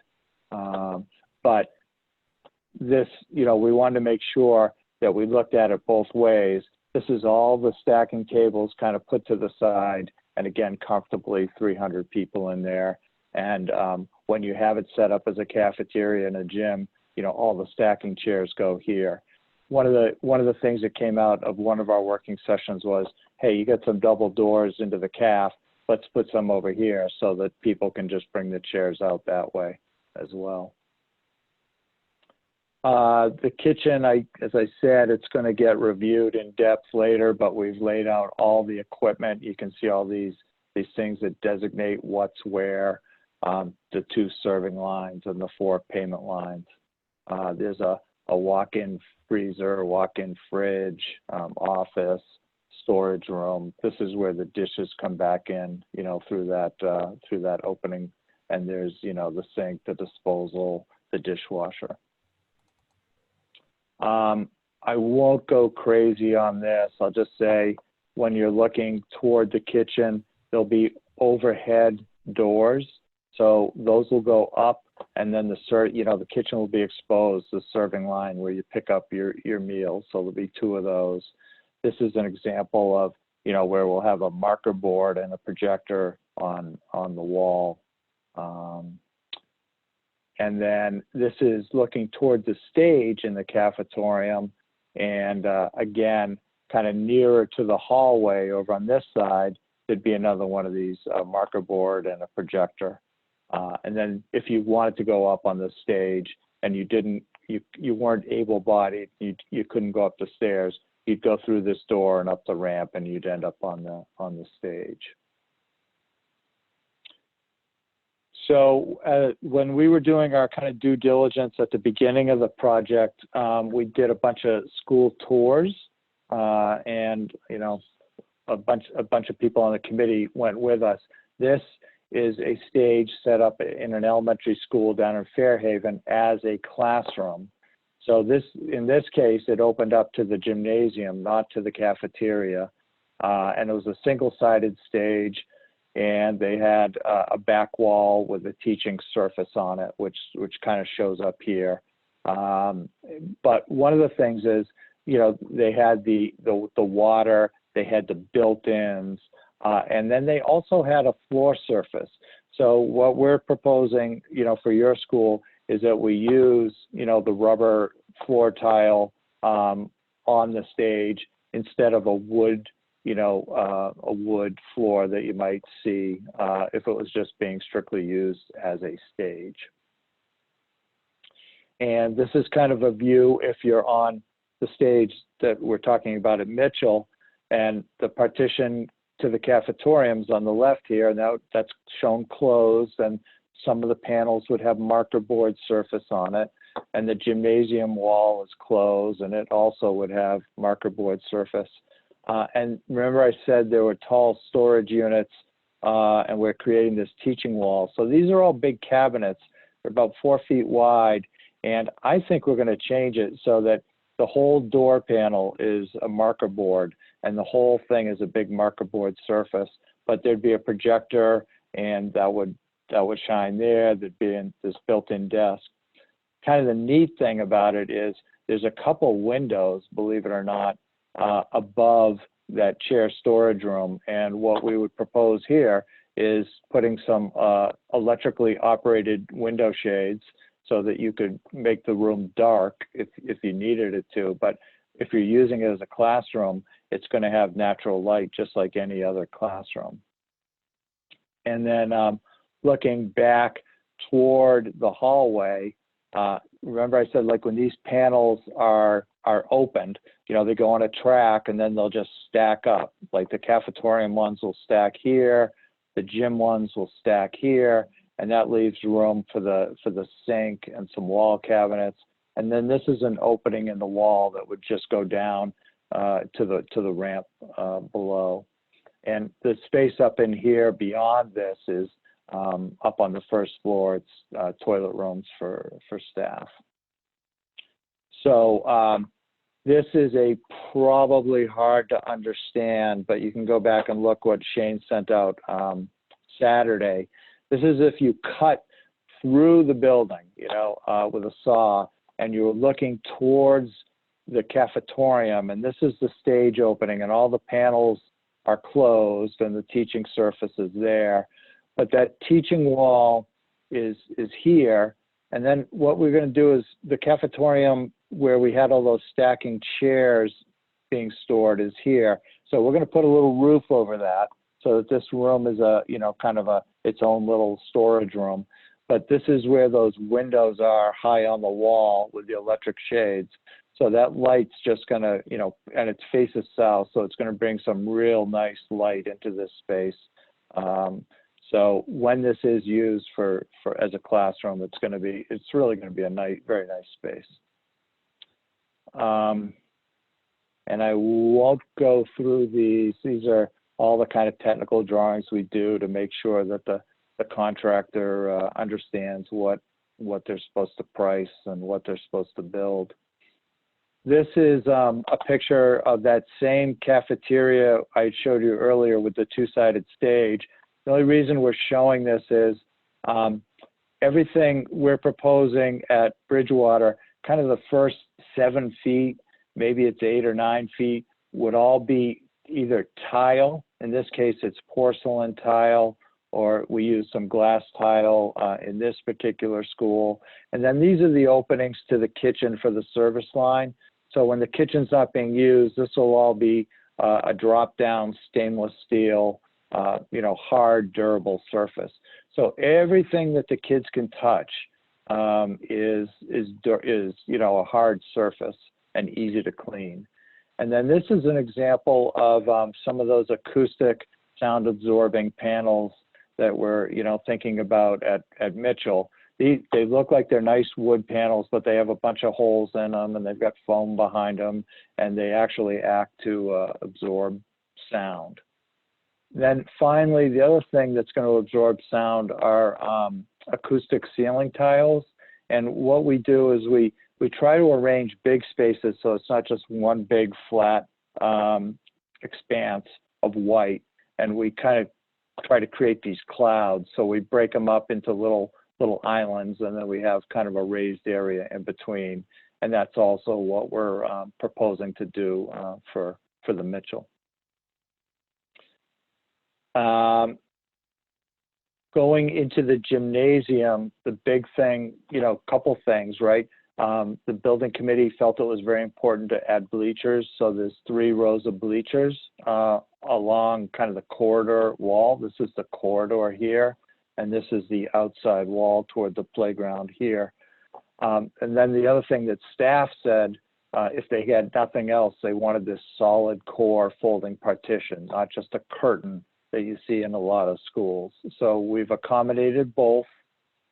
We've got a track, and we've got these solid core folding partitions that'll stack here, and then they'll come out, you know, divided into half. And the PE teacher was talking about, you know, hey, they can throw things against them. It helps with sound, so the 2 instructors can hear each other. And like the cafeteria, where it has, there's the cafeteria beyond, and that has all hard surfaces where the kids can touch. Here, what we're doing is we're having wall padding kind of for 0 to 7 feet, you know, so everywhere around, unless it's a door or you know, something like the bleachers, is all going to be padded walls anywhere the kids can touch. And then above that, we'll have some what they call tectum, which is a rugged, durable material that absorbs sound. We've got glass backboards. We've got, you know, side court. We got full court, and they're all adjustable between 7 and 10 feet. So adults can use it and kids can use it, and they can all be kind of folded up against the ceiling. Because there are classrooms above, we do have to have an acoustic ceiling tile in this gymnasium, and Jeff spent a lot of time with our consultant, acoustical consultant, detailing this ceiling and actually putting insulation above it, and making sure that the classrooms above won't be disturbed by any of the noise here. So this is a picture of one of the schools that we traveled to up in Haverhill, and this is an example of a solid, you know, solid core foldable partition. In this case, they were dividing the gym from the cafeteria beyond. In your case, we're just going to divide the gym in half. I won't get into this. This is another view of the gym, and the corridor in this case is over on the right behind the bleachers again. And there's some windows that face on the left here toward the outside, so those will be nice and sunny. We'll have electric shades on those also, because sometimes when you use the gym for an assembly, you're going to want to project onto a screen, and you're going to need the room to be a little darker. And then we have some windows to the corridor like we did in the cafeteria. And I'll skip this one also. We started to look at various materials. In this case, this is the gym floor, which is, you know, nothing exotic. But the point is, it's not just wood kind of nailed into the concrete. It's actually what they call a floating floor. If this gray is the concrete, there's some rubber pads, then there's plywood, and then there's the maple floor. And, you know, this is going to have some nice resiliency and bounce. It's going to be easy on the knees. The wood is pretty thick, so you can sand it multiple times before you ever have to think about replacing it. The Tectum panels, you know, we've gone through these. These are used very commonly. It looks like spaghetti, but it's actually kind of wood fiber, and then there's a mixture, like a cementitious mixture. It's very dense, and you throw a ball against that stuff, and it doesn't move. But with all these nooks and crannies, it serves to absorb sound. So it's very commonly used in these situations, and we had a band of it going around the gym. This is really, your gym's not going to look like this with the pitched roof, but this is an example of the bleachers when they're pushed closed against the wall. It's probably not, you know, anything that you're surprised to see. You have, we have 3 rows, and at some point we'll have to decide whether they're going to be plastic seats like this, which you can do in a color, or they're going to be wood seats. But either way, they're going to be electrically operated. So you kind of, you know, push a button and they come in and out by themselves. And then this is just another example where there's a 7-foot high, you know, kind of solid band of those wall pads.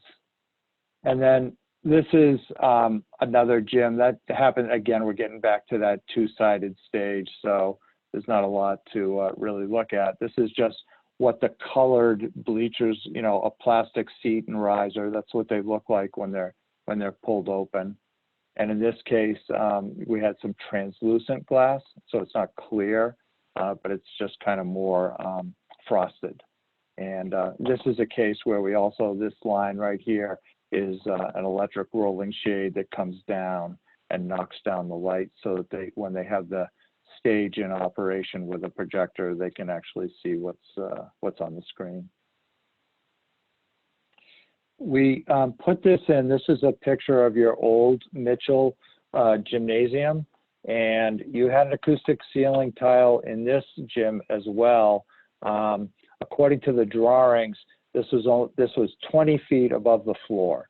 And we just wanted to point out that your new gym, this same ceiling will be 24 feet. So I'm not sure that you ever had any problems with balls hitting this, but the new ceiling is going to be even higher and you know, kind of more protected, I guess I'd say. So that's, I might pause here and just see if anyone has any thoughts on the public areas there, the gym, stage, and cafeteria.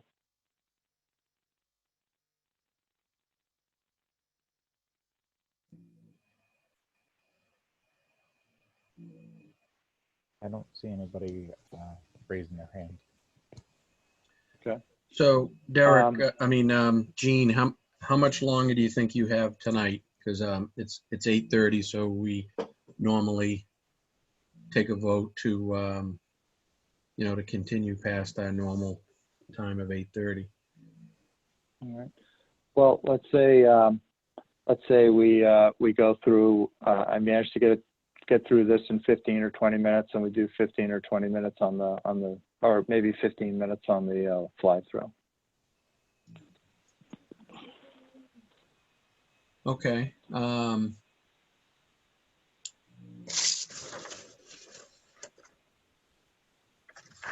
right. Michael Either way. Dolan, do you think Either we way. have to take a roll call vote for that? Yeah, we should, because our rules say 8:30. So we'll need a motion and a second, and then Josh will have to call roll call of voting members. All right, let's do it. Motion should say till at least 9.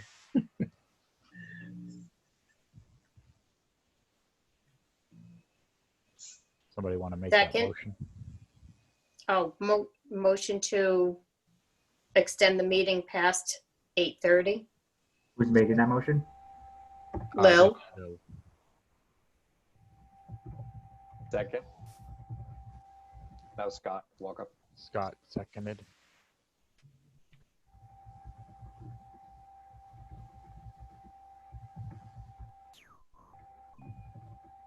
Josh, you're up for roll call.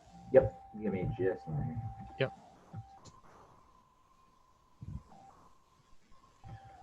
Voting members, don't forget to take yourself off of mute.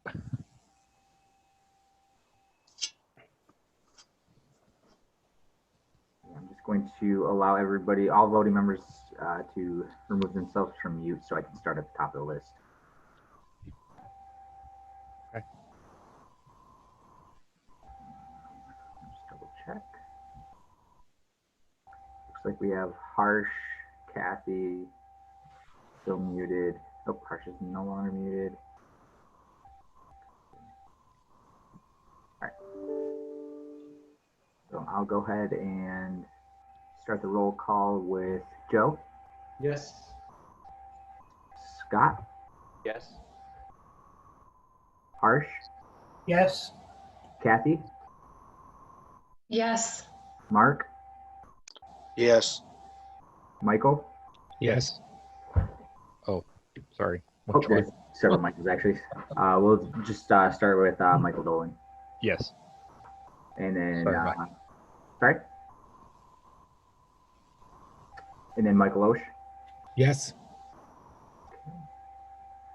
Mark, I thought I voted already. Patrick. Yes.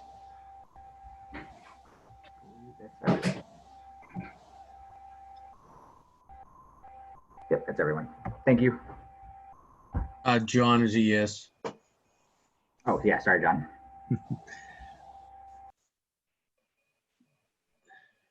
All right, carry on. All right.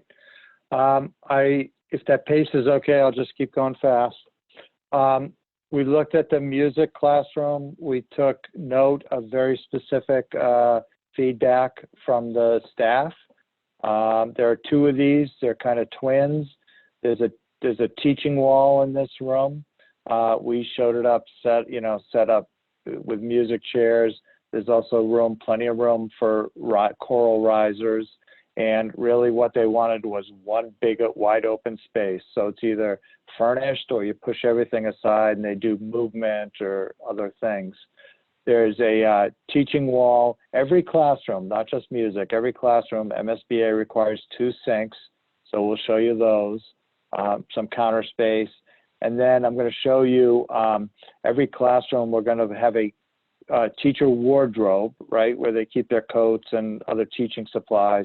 We're also going to have another tall storage unit, and the bottom half of this is these are going to be deeper than they're going to stick out from the wall more than the counters do, and the bottom you're going to be able to roll in your computer carts with the with the laptops, Chromebooks or iPads or whatever they are, and charge them. The music in this case, they wanted I'm going to even back up. Every classroom also is going to have a 14-foot long marker board with a projector. We're going to move the projector and music because music wants half of it to have kind of built-in staffs.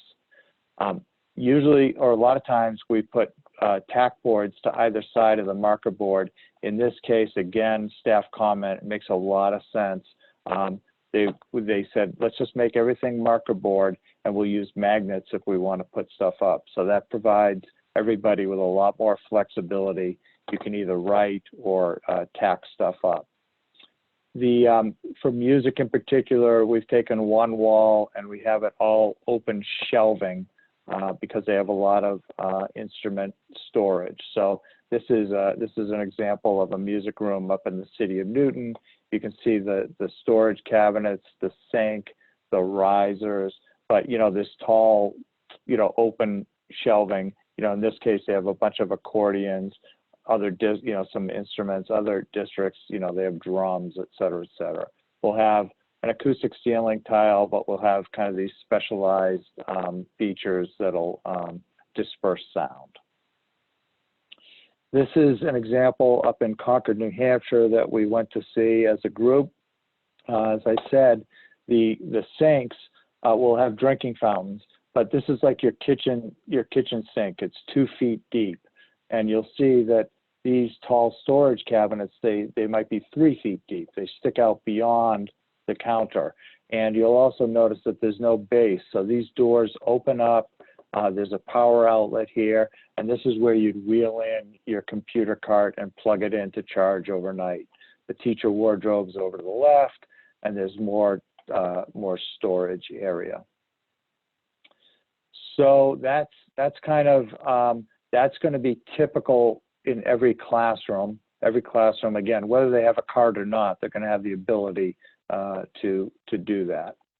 Lisa has a question. Sure. Lisa? Hi. About the whiteboards that you had without the corkboard on either side, when that was brought up before, I went and talked to a lot of the teachers, and we would really prefer to have the corkboard on either side and have the whiteboard in the middle. Because otherwise, we're just, because we may want to have a colorful background for something. And so now we're going to have to magnet a colorful background. So I don't know where that came from, but I talked to a lot of people, and it just made a lot more sense to have a big whiteboard. But as long as the whiteboard that's there is magnetic, that was a big thing, because where we are now, it is not magnetic. But just to have the corkboard on either side.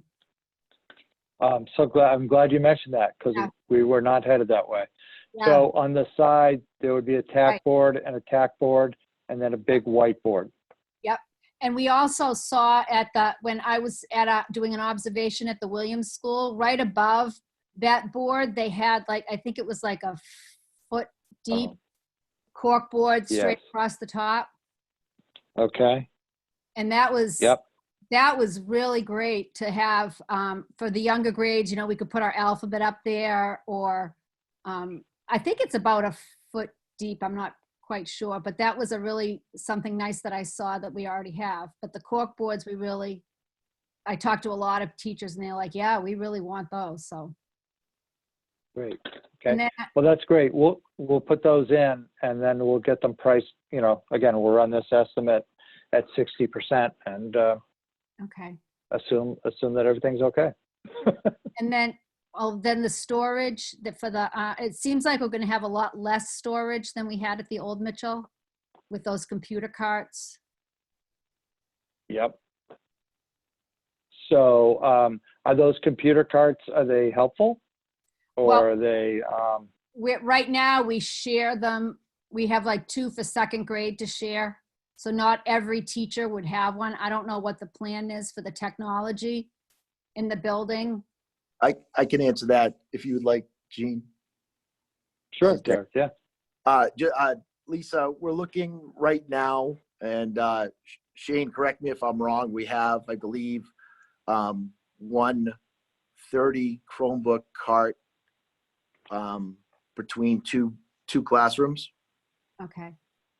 I think that's the plan, correct, Shane, in the budget?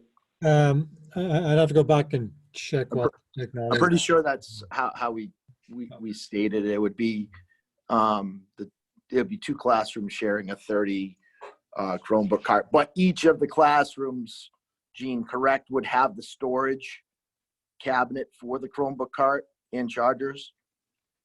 Well, that was our intention, and there's no reason we can't kind of do this. And if you guys decide you're going to just park your cart over on the side and plug it in, that maybe there's some sort of shelf insert or something that goes in here, and then you guys can decide if you want your carts in here or use it as a shelf. That would be great. So yes, we have a total of 25 cars in the budget. Even if we could store the carts in one of those extended learning spots out in the hallway. They're so wide. Okay. So that everybody has access to them and we don't have to, I don't know, just a thought. But it would be great if that could be extra storage because we always need more storage. Okay. So Yeah, so maybe, go ahead, Shane. well, yeah. So are we going to put one of these in every other classroom? I would suggest you put them in every classroom, Shane, but maybe sometimes they're used for a computer cart or other times they're just used for storage. But I interrupted you, Derek. No, that's okay. I was going to say the same. Because initially when the building opens, that's how it's going to be, that each cart is shared between 2 classes. But over time, it may be a situation where we kind of get away from the traditional labs and we try to, through future budgets, advocate so that each teacher has their own. So I would say if we're going to put those storage closets in the classrooms, that they go in all classrooms, because eventually it could be a situation where each teacher has their own 30 Chromebook cart and charger. That would be awesome. It would. Yeah. The other thing that struck me is they have these tall storage, and what we were doing was, sorry, I'm going the wrong way. We had everything kind of at 7 feet, and we're not going. I'm going the wrong way. We were not going all the way, that extra. And I don't know if those are useful. We've been in other schools, and the people say we don't use those. They're too hard to get to. So right now we haven't priced in this. We're just concentrating on these, kind of deep storage units.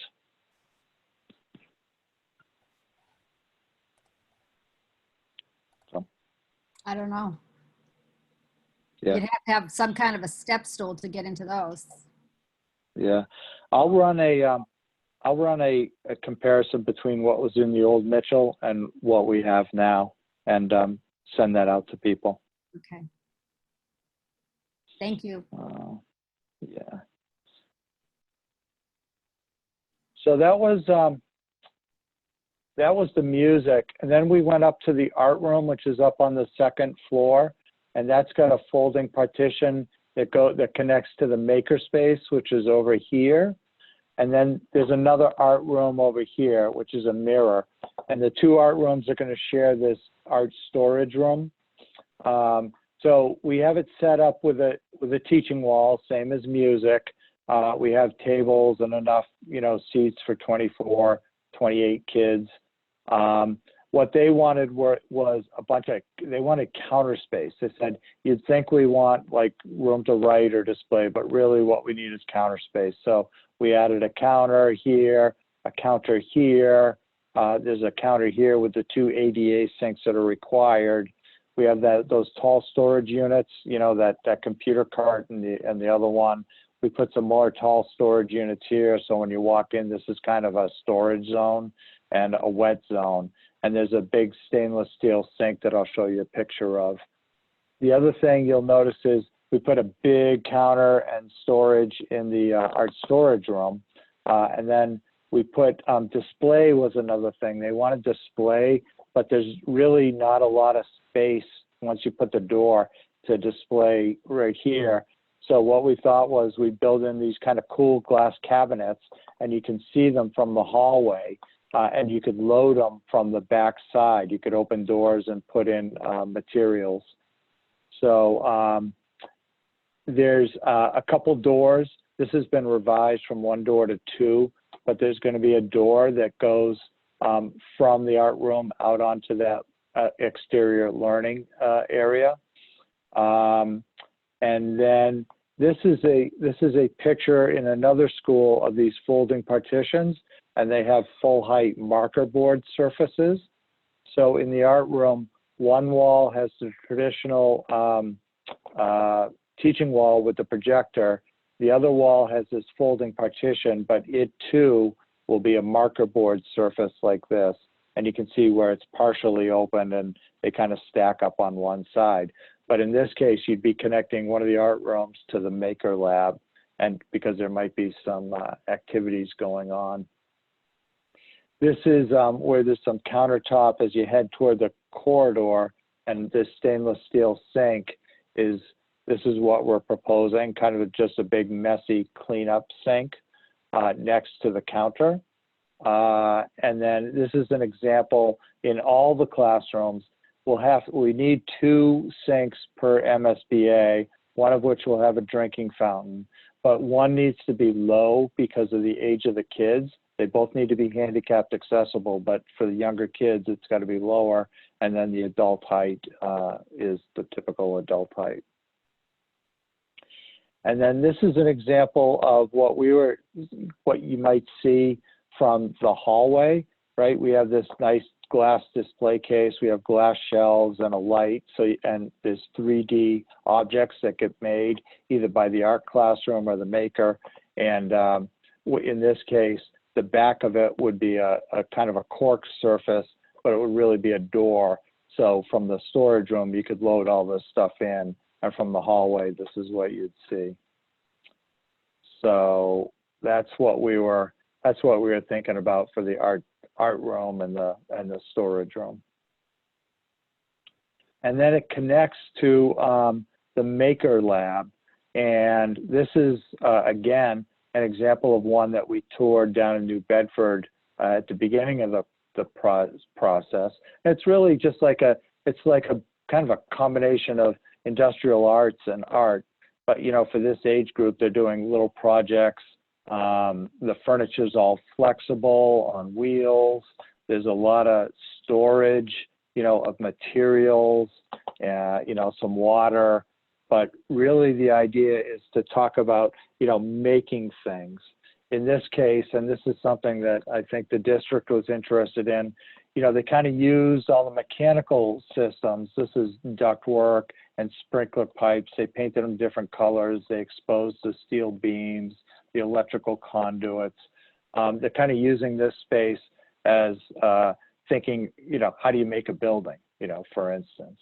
And maybe against the walls, maybe there's some shelving, or maybe there's some hydroponic units that are just mobile and have their own lighting system and are part of this space too.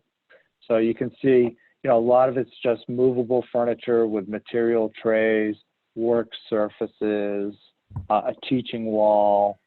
We're thinking about exposed ductwork and mechanical systems, you know, light power reels that come down out of the ceiling. And then when you do go out on the deck, it's not just a railing. We need to create something that's actually, you know, we don't want kids climbing up. We don't, you know, obviously you don't want anyone kind of going off the edge of the roof. So this is just some of the furniture. We have to think about the furniture while we're laying these spaces out. And this is finally kind of the floor plan of the maker space. It's just a big wide open area. We're thinking about a display case here because kids are making things. We have a teaching wall. This is the stacking wall that opens up to the art room over here. We have a lot of kind of built-in storage. And then when you first come in, see where this wall is, this line right here. So the lower half here, there's a big rooftop unit, a lot of ugly ductwork that's coming down out of the roof. So we'll probably end up with an acoustic ceiling tile here, and then have a soffit, and then have this rectangle here be open and expose all the mechanical and electrical systems and paint them some kind of cool colors. So that's, oh, there's a garage door in this case out to the outdoor learning area. And again, that's kind of cool because it just, you know, it's mechanical. It comes up and it opens, you know, into the room. So I think that's, you know, those are the kind of things that we've been trying to work through in detail based on comments we get. And we can come back with some typical classrooms and some other spaces at our next meeting. Are there any questions about this or comments?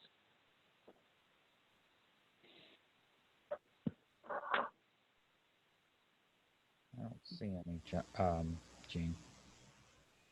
All right, great. Well, the comments we did get were really good. You know, with that marker board comment especially, and then the storage for the computer cabinets. So I know it's a long night, but that's really helpful for us. So then, if you don't mind, I'll just click on this file here, and I can pause it at any time, but you know, this is kind of the extent of what we're doing so far, which is going into the main lobby, right? And you know, we've got the kindergarten wing over here. We've got the pre-K wing over to the left. We've got the school adjustment counselor right here. She wanted to be right on the lobby, and this wall might even become a little more glassy, but she wanted students to pass by, the door open, please come in. There's this communicating bridge between the first grade wing and the second grade wing. And then this is the glass wall that goes out to the pre-K playground. And I'm not sure this skylight's going to be this big or, anyway, we kind of need to think about this, but this gives you a sense of, we're trying to make this a bright, appealing lobby. The classrooms that are above, if anything's facing the lobby, we want to take advantage of it and have some windows that kind of capture some of the natural light, and might be kind of cool.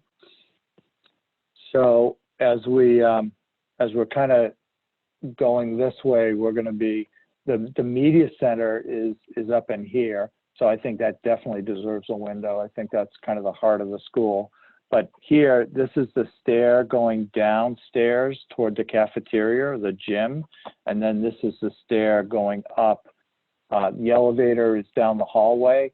So this is that wall we've always talked about. You know, if you want to hit a panic button, these doors close, you know, no one can get upstairs or downstairs, you know, because of these locked doors.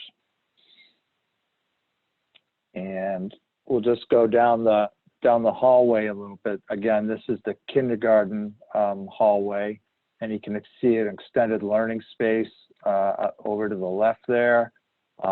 We can't connect 3 levels, but we have an opening bringing light down from the skylight on the 2nd floor. And, you know, we want to bring natural light down into these corridors, but we can't connect because of fire laws. So we have a sloped glass surface here that'll let that light go down into the lower level. And we'll go through the gym later, but you can see as you go down the hallway, there's this connection between the gym and the hallway here, which is kind of cool. And there's a series of these extended learning spaces. And then we're just going to go into one of these kindergarten rooms, and you can see that we have the cubbies in kindergarten and pre-K. We need to tweak our model a little bit because we have every once in a while different colored wood surfaces depending who was drawing it at the time. But there's, you know, movable furniture, movable kind of cubbies for learning materials. There's the teaching surface, and I know it's going kind of fast, but along the outside wall, we have bookcases, right? And then we always have communicating doors between classrooms. And so we end up in, you know, in the another kindergarten classroom, which is kind of a mirror image. You can see the two sinks. These cabinets may end up a little bit deeper depending on the size of the computer carts, but you can see that they don't extend up to the ceiling. And then here, we use the wrong object, so we're showing lockers, but really this is cubbies because it's a kindergarten classroom. There's a bathroom. That happens. There's a bathroom in every kindergarten room, and then we're back out into the hallway. And here you can just start to see there'll be a railing up here, but so people on the second floor will be able to look down, and there'll be that connection, kind of sense of community that we've always talked about since the study.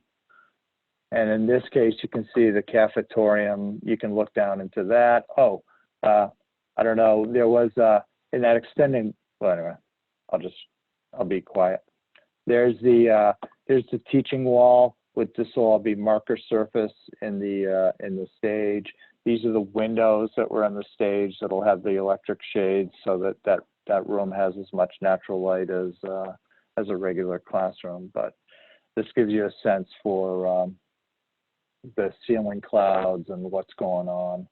There's the serving lines for the kitchen, and then we're back up into the hallway. At the end of the hallway, this will have some glass in it, but we'll go down the stairs, and we're going to pop out near where the buses will come in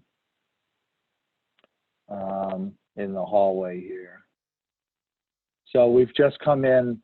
To the left here is where you'd enter the ground floor from the buses, and you know, you'll see the cafetorium is this whole area here, and then there's an office here, which we're and a hallway down to the teacher dining room. But the base person running that program will have a little office there, and this is where kids will get checked out after school. That I missed it, but.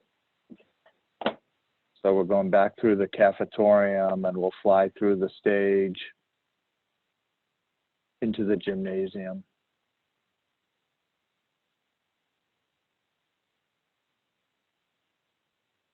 And you can see the windows along the right here that are connecting up into the, you know, you can see what's going on in the extended learning areas. There'll be a lot of light that comes in here from the skylights. The bleachers, we haven't shown the tectum or the pads yet.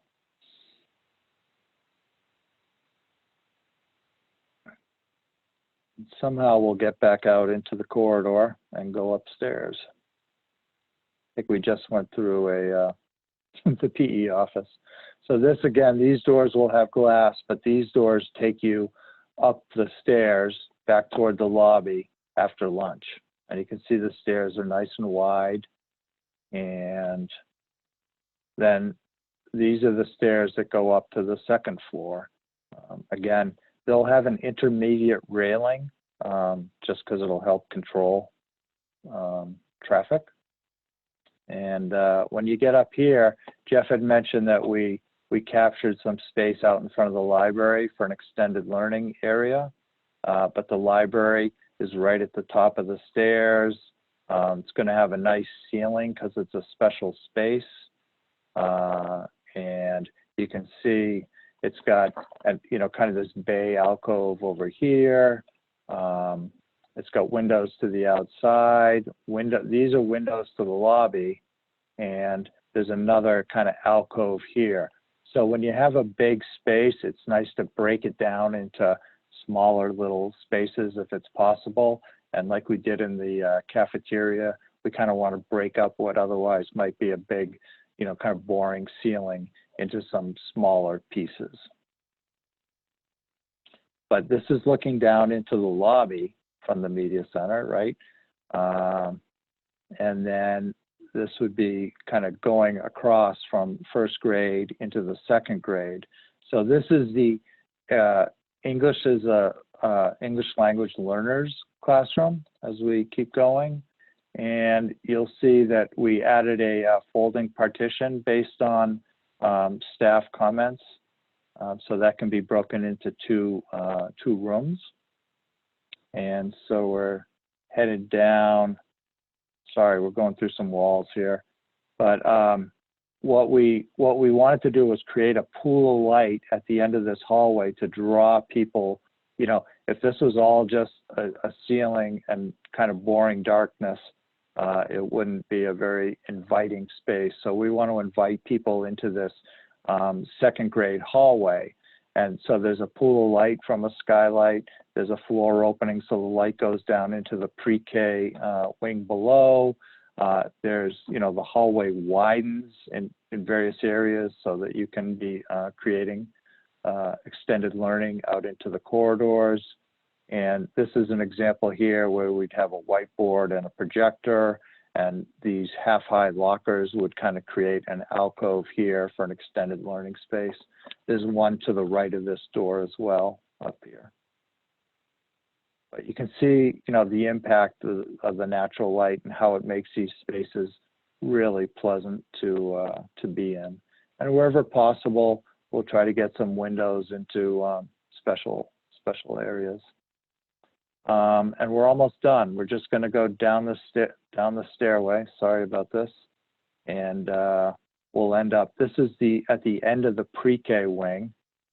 We'll fall down the stairs, and when you come out this door here, you'll be at ground level, and the pre-K will be the pre-K playground will be to the left. There's a special education room here. And if you took a right, you'd end up going down toward the administrative wing. You can see one of these floor openings. So that's kind of where we left it for the moment. It's the level of where it's at right now. And I guess I'd be open for any kind of comments.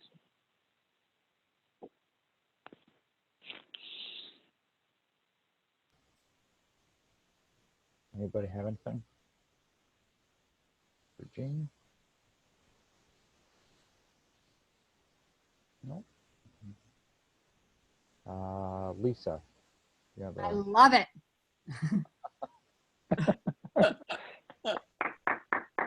So nice. Beautiful. Yeah, it's going to be a lot different than what you were in. Oh yeah, it's beautiful. It's going to attract a lot of people to your town, I think. Thank you very much. You're welcome. Do you want me to stop sharing my screen, Michael, and you guys do what you got to do? Yep, we'll put the agenda back up for folks. Let's see if I can do this. Yeah, thank you, Gene and Jeff. That's looks really good. You're welcome. It's fun.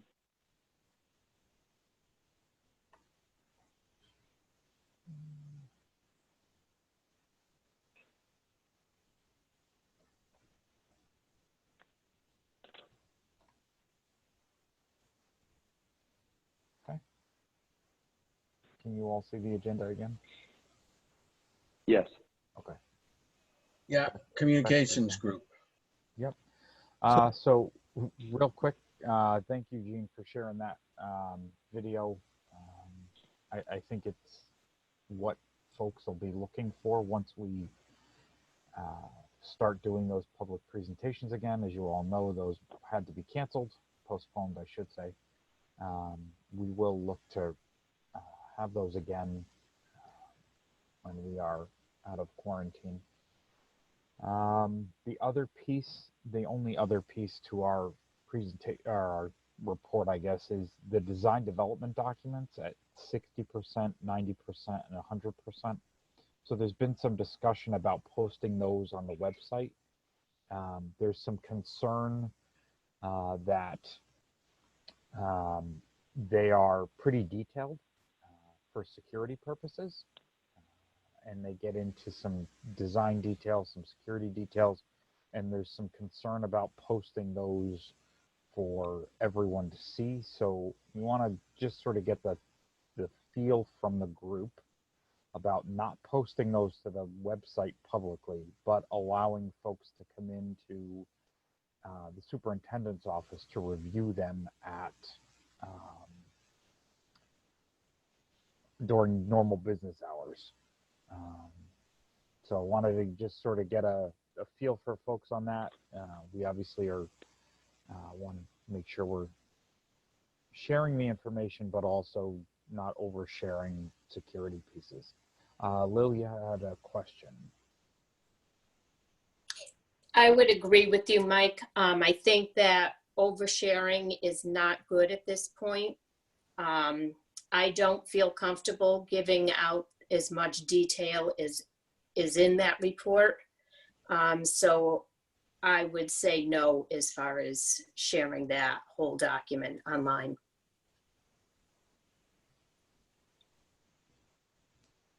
Anybody else? You don't have to raise your hand at this point. If you want to jump in, go for it. Michael? Go. Yeah. Derek? Yeah. To Lil's point, I think the information or the presentation that Jean just presented is what I think the community at large wants to see. And I think that is, what when we go to the public presentations again, we will be displaying and demonstrating the actual DD floor plans and things along those lines. I just feel from, as you stated, a safety and security standpoint, just kind of gives too detailed information to the community that could later impact safety and security of students and staff. So I'm of the thought, I know I'm not a voting member, but I'm of the thought as the superintendent that we not post that detailed information on the site. I just think it allows too much information to the community in regard to some of the safety and security aspects of the design.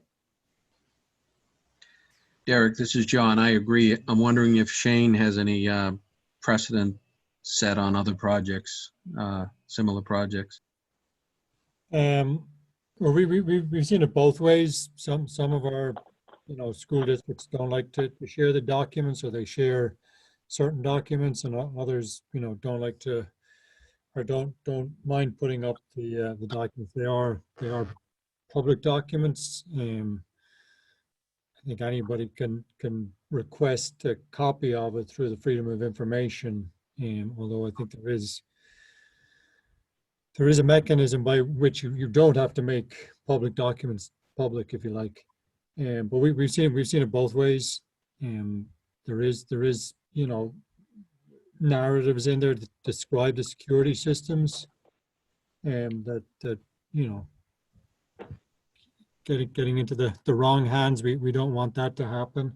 So we've seen it both ways. There's no right or wrong answer here, but maybe we do want to err on the side of caution and not make these public. John, if I could, Mike Dutton, would you, from the town's perspective, obviously the district, we've shared our thoughts as a committee, the communications group anyway, and Derek shared on behalf of the district, but from the town's perspective, do you see any issue, concern? Yeah, no, I would completely agree with what's been said. Shane's correct. They're public documents, and absent, an exception under the public records law, you have to at least provide them. That certainly doesn't mean you have to put them up on a website. So I certainly would recommend that we'd not, you know, populate a website with the detailed, you know, drawings and the plans. That said, I'm happy, you know, if you want to put a copy in my office, I'm happy to hold it. And people, you know, I don't want, you know, people trooping into Derek's office. Not that anybody's going to come look at them, but, you know, in the event that somebody does, I'm happy to bear some of that burden, certainly. And we have no problem, Michael, having a copy here at central office too. I think kind of behooves us to have it at both the town and within the district, but that's just my opinion.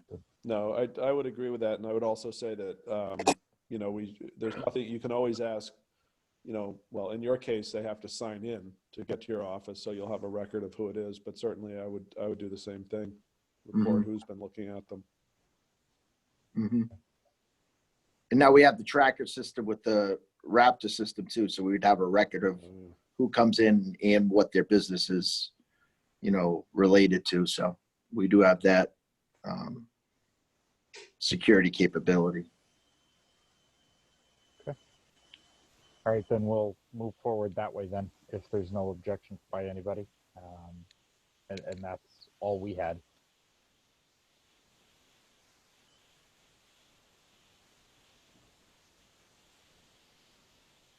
Okay, public comment. Do we have anybody from the public or anybody in general who wants to talk?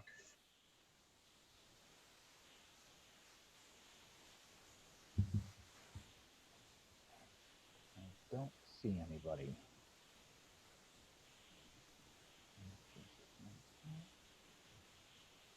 Pat Driscoll, you have a question? And I don't know if it's for Mike Dutton or for the district, but I was just wondering if we have made any progress on the bonding since the last meeting, the last month or so. I can take a stab at that quickly. I think obviously there's been a little bit of a delay there in you know, trying to get together with a financial advisor, but I think, not to put words in Kathy's mouth, but I think that we're trying to organize a call with the financial advisor, and I think Tony Solmonti and Kathy, if that memory serves.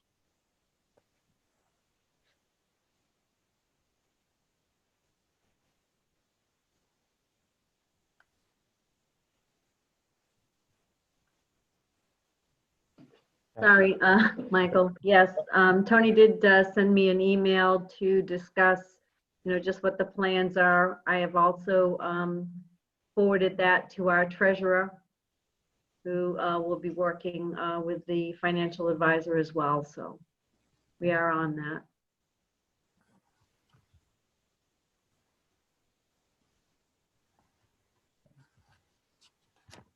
Anybody else for public comment or questions, like John said?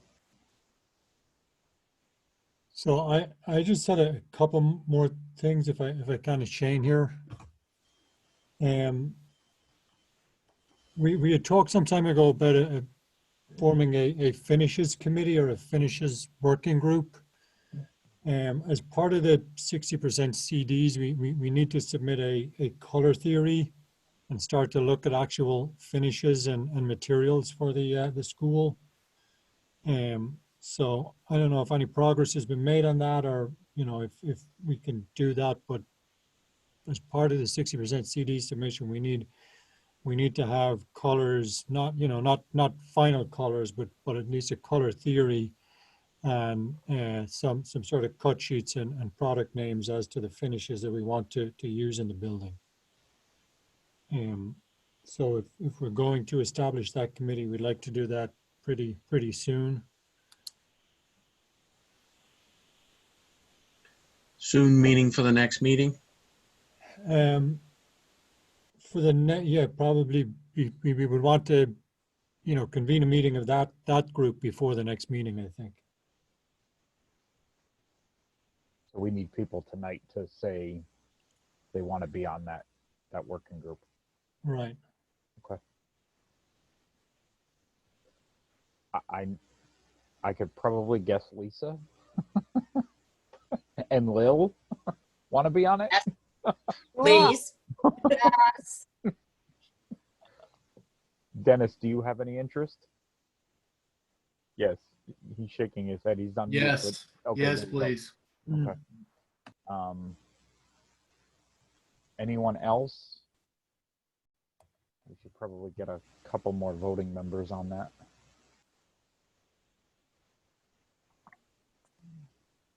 Shane, I'm assuming that these groups will be working with us through the working meetings, right? So I will be part of it anyway, but not necessarily part of that subgroup.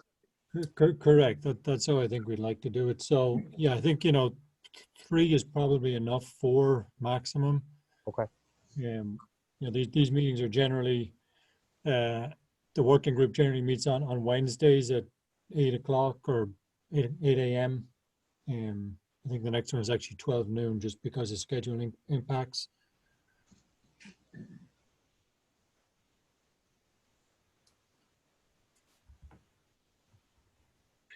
Well, I know you don't want me picking colors. I'm a white and gray kind of guy.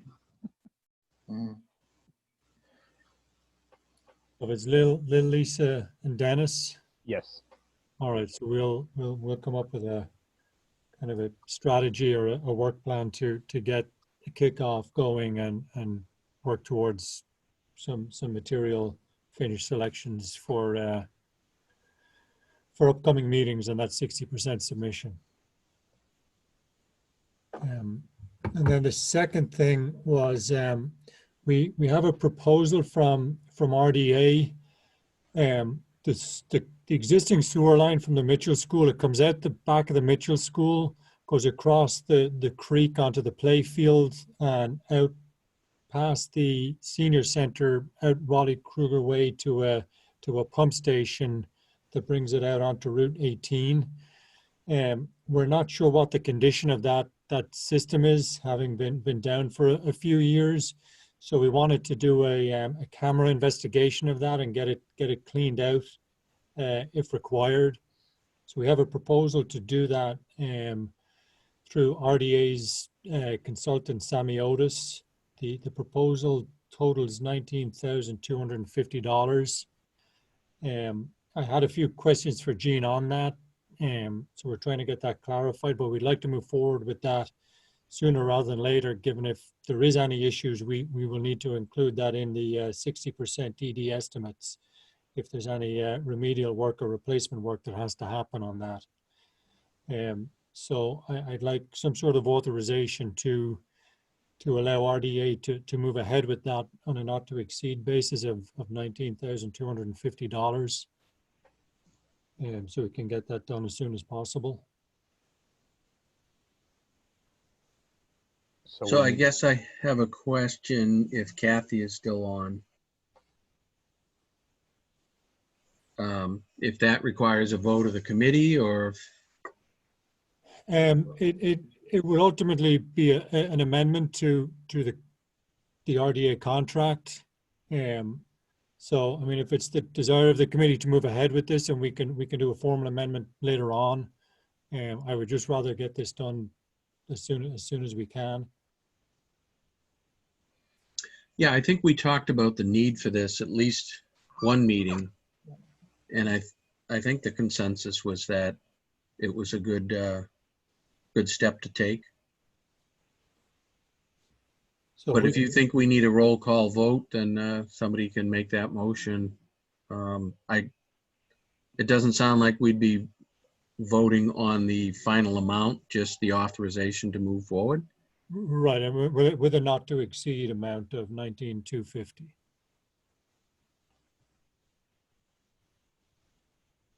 So moved. Second. Kathy, you have a question? I do. Is that something that we'd ultimately have to get 3 bids before we do something with that? Or is that outside of that process? That would be outside of that process. It would be part of the consultant's work, so we don't need to get 3 bids. It would come under the designer, which which is how we recommend doing it anyway.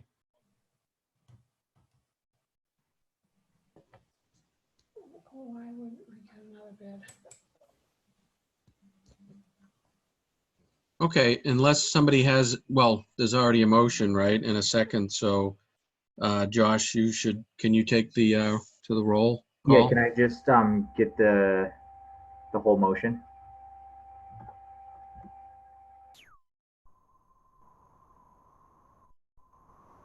Oh, can you guys hear me? Yeah, I can hear you. Hey, who made the motion? I made the motion, Lil seconded it. That was Mike, by the way. Okay. And what was the motion? Motion to approve spending up to 19, what was it, Shane? 19.2? 250, yeah. 19,250, not to exceed that amount to investigate the sewer line that runs out of the Mitchell onto a pumping station at Route 18. Okay. So I have Michael Dolan motion to approve spending no more than $19,250 to investigate the sewer line. Yep. Okay. And then who seconded the motion? So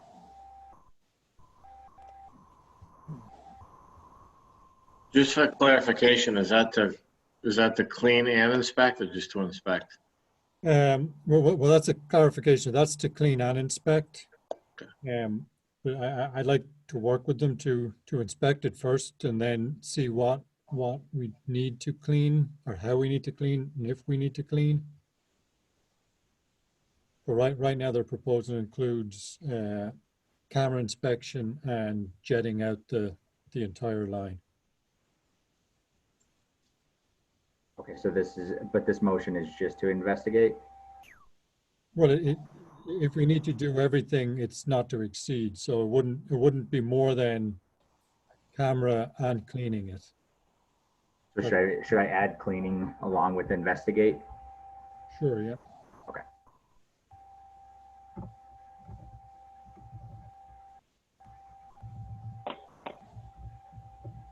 And then I'm sorry, who seconded the motion? Lil. All right, and I'll go ahead and start with the roll call vote. John? Yes. Michael Dolan? Yes. Patrick? Yes. Lil? Yes. Mark? He had to drop. Oh, he had to drop, okay. Scott? Yes. John?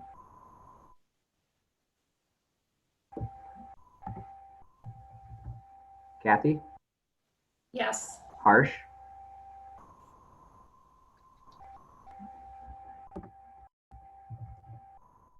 Joe? Yes. And Michael? Yes.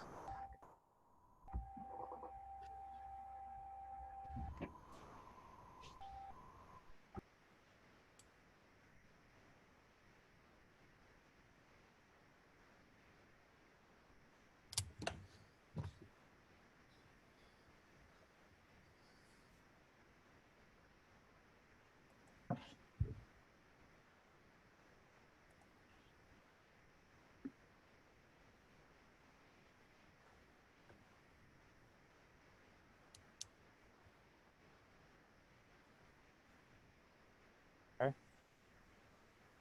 Shane, was there anything else? Yeah, that's all for me. Thanks.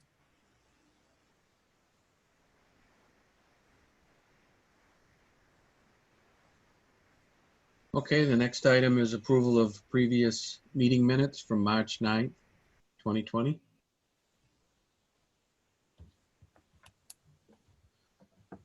Kathy, are you raising your hand to make a motion?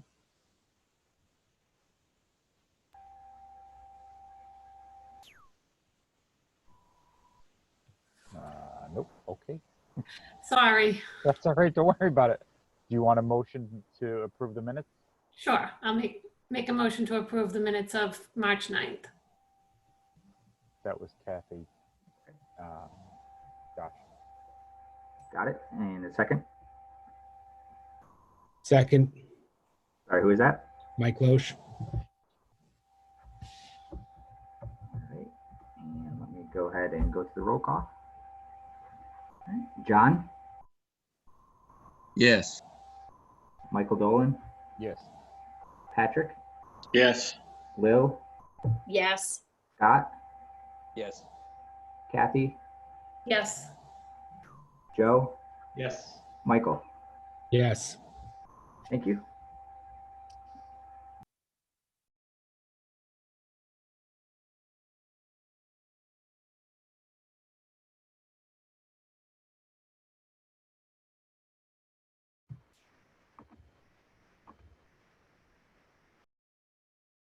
Back to you, John.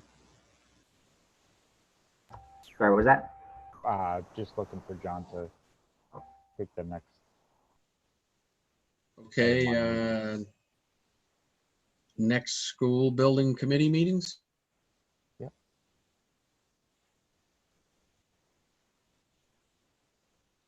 So just a reminder, we've got the 4th of May and the 1st of June, and asking all of you to hold May 18th as a potential meeting as well. April 27th was the next one. Oh yeah, that's right. Sorry, I'm trying to rush through this month. I thought today was the 27th. We're really trying to get through this month. So we've got April 27th, May 4th, June 1st, and hold the 18th as a potential date if needed. Yeah. Thanks, Shane.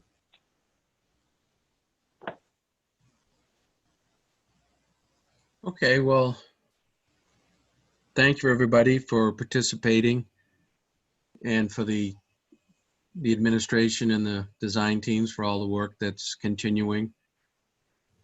I would suggest that if anybody has any comments for how we might do this meeting differently, maybe just send them to Josh. So it's not really a committee exchange. But with that, I'm just gonna open it to anybody who has any comments now before we look to adjourn.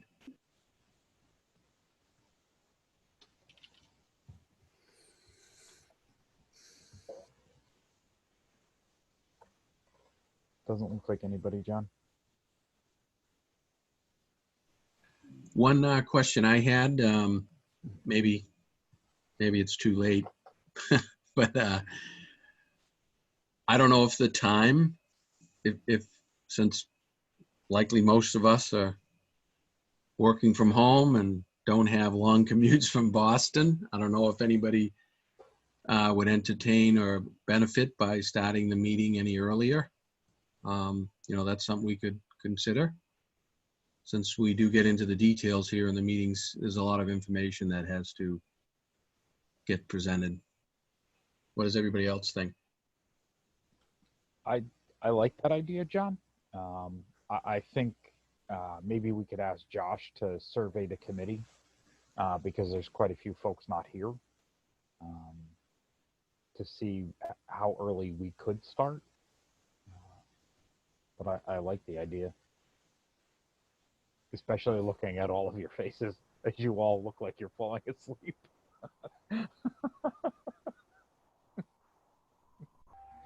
All right, well, why don't we, that's a great idea. Why don't we do that? And, we have time to get the notice out and with any adjusted time.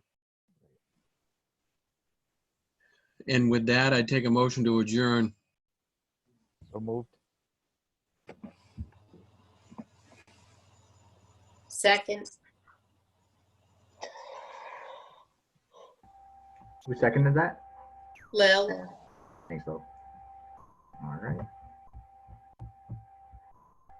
And I'm going to do the roll call. John?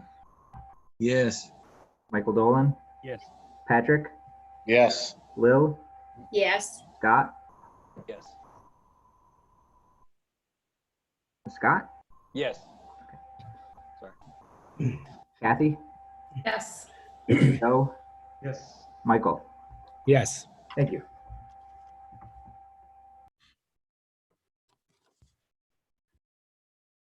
We're adjourned. Thanks.